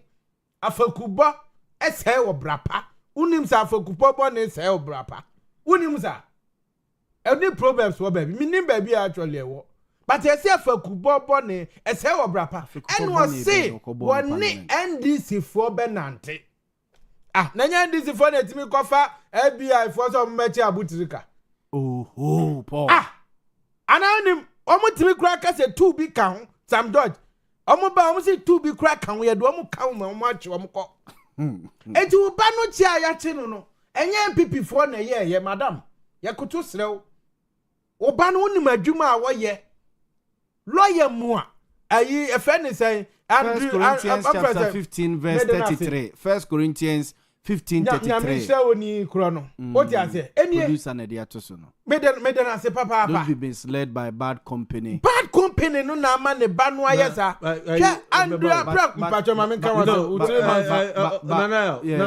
producer ayi baba TV so ete o ka say Paul na ene na hyehyɛ wo this animal because me Paul ka say be na ne ba ya de kasa ne ma ni ba ade no de ba no me ba Paul de na metia bia ma say me 3 minutes ma me come asem na metam so eti ma me na futu e de ma ne woni mo ba na adwuma oye lawyer Pierre Kubi wa call law school aye lawyer wo ba status wo che abobo ya ne ade papa intimi nya bi ebe de no wontu no anante dia ya kana se wo ba no nim adwuma oye Mate Paul so I say, so don't come and lay the blame on MPP for say on na ma ya che wo bo say ye pe wo ba kunu ne adade Mate oba no chiche abobo ya ne o me masika kese no na wo mi say wo say lawyer Pierre Kubi intimi ne wontu no Mate me da say Dambo media amanyo some ni and politics must inform decision and decision making as such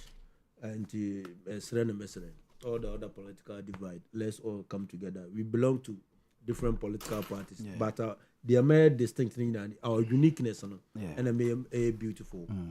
The ability to share different opinions on different subjects and to the kind of political commentary na said you try say you better me avoid it. Yeah, running institutions down. Yeah, bastardizing institutions and and Ghana knew I mean Paul properties or any properties bia I Paulo car and Paul Yandonka yedana say Robert Dambo so motenenka Gabriel Esiedu so motenenka ria news team ni som atwas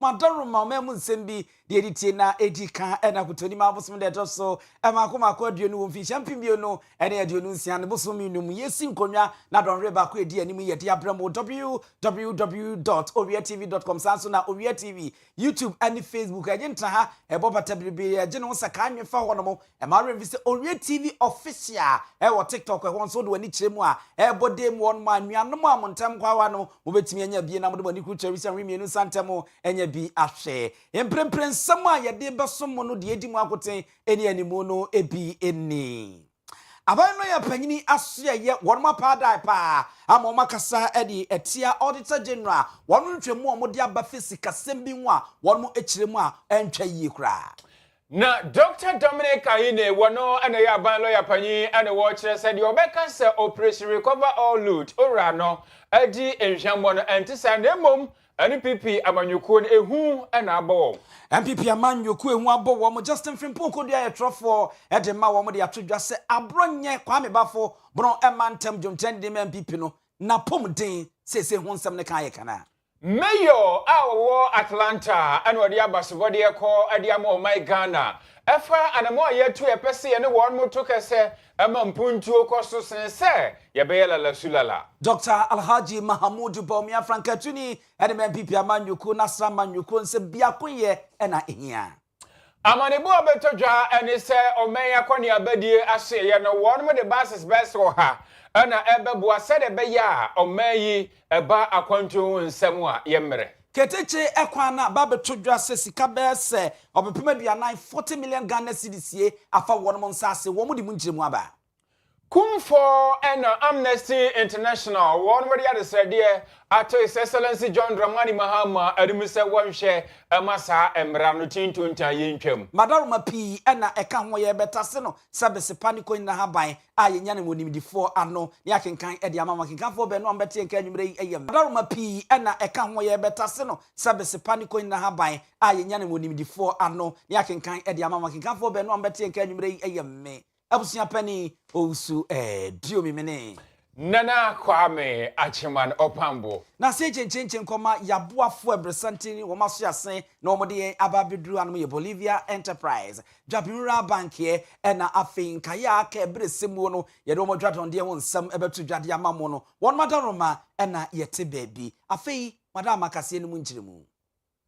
Yadi ani chemu ewo aban lawyer panyini asoye se de nyina yenim sa public account committee entrance ye mu no nsempie efiri mu eba enye asam ketwa ababetodwa sa opepema hanso aduowotwe emienu 782,000 Ghana cedis won kan se bank transfer advices eno no eye sika sabia kronto edi ehimuo ewo attorney general ne office ye ene officer wodo a eka ho na eno na ebebetodwa no attorney general akwakochiremu sa sika ya ye kan efiri opepepem aduosia enkono 69 billion Ghana cedis ye entinkamu won kan se arrears at the special audit report na eno na owura Dominic Akrutinga anyeni awoya aban lawyer panyidi tudwa wo chiremu se auditor general na so no wo mapro mo dodo wono atuma mpamrika ensemi hwehwemu ba beto dwa no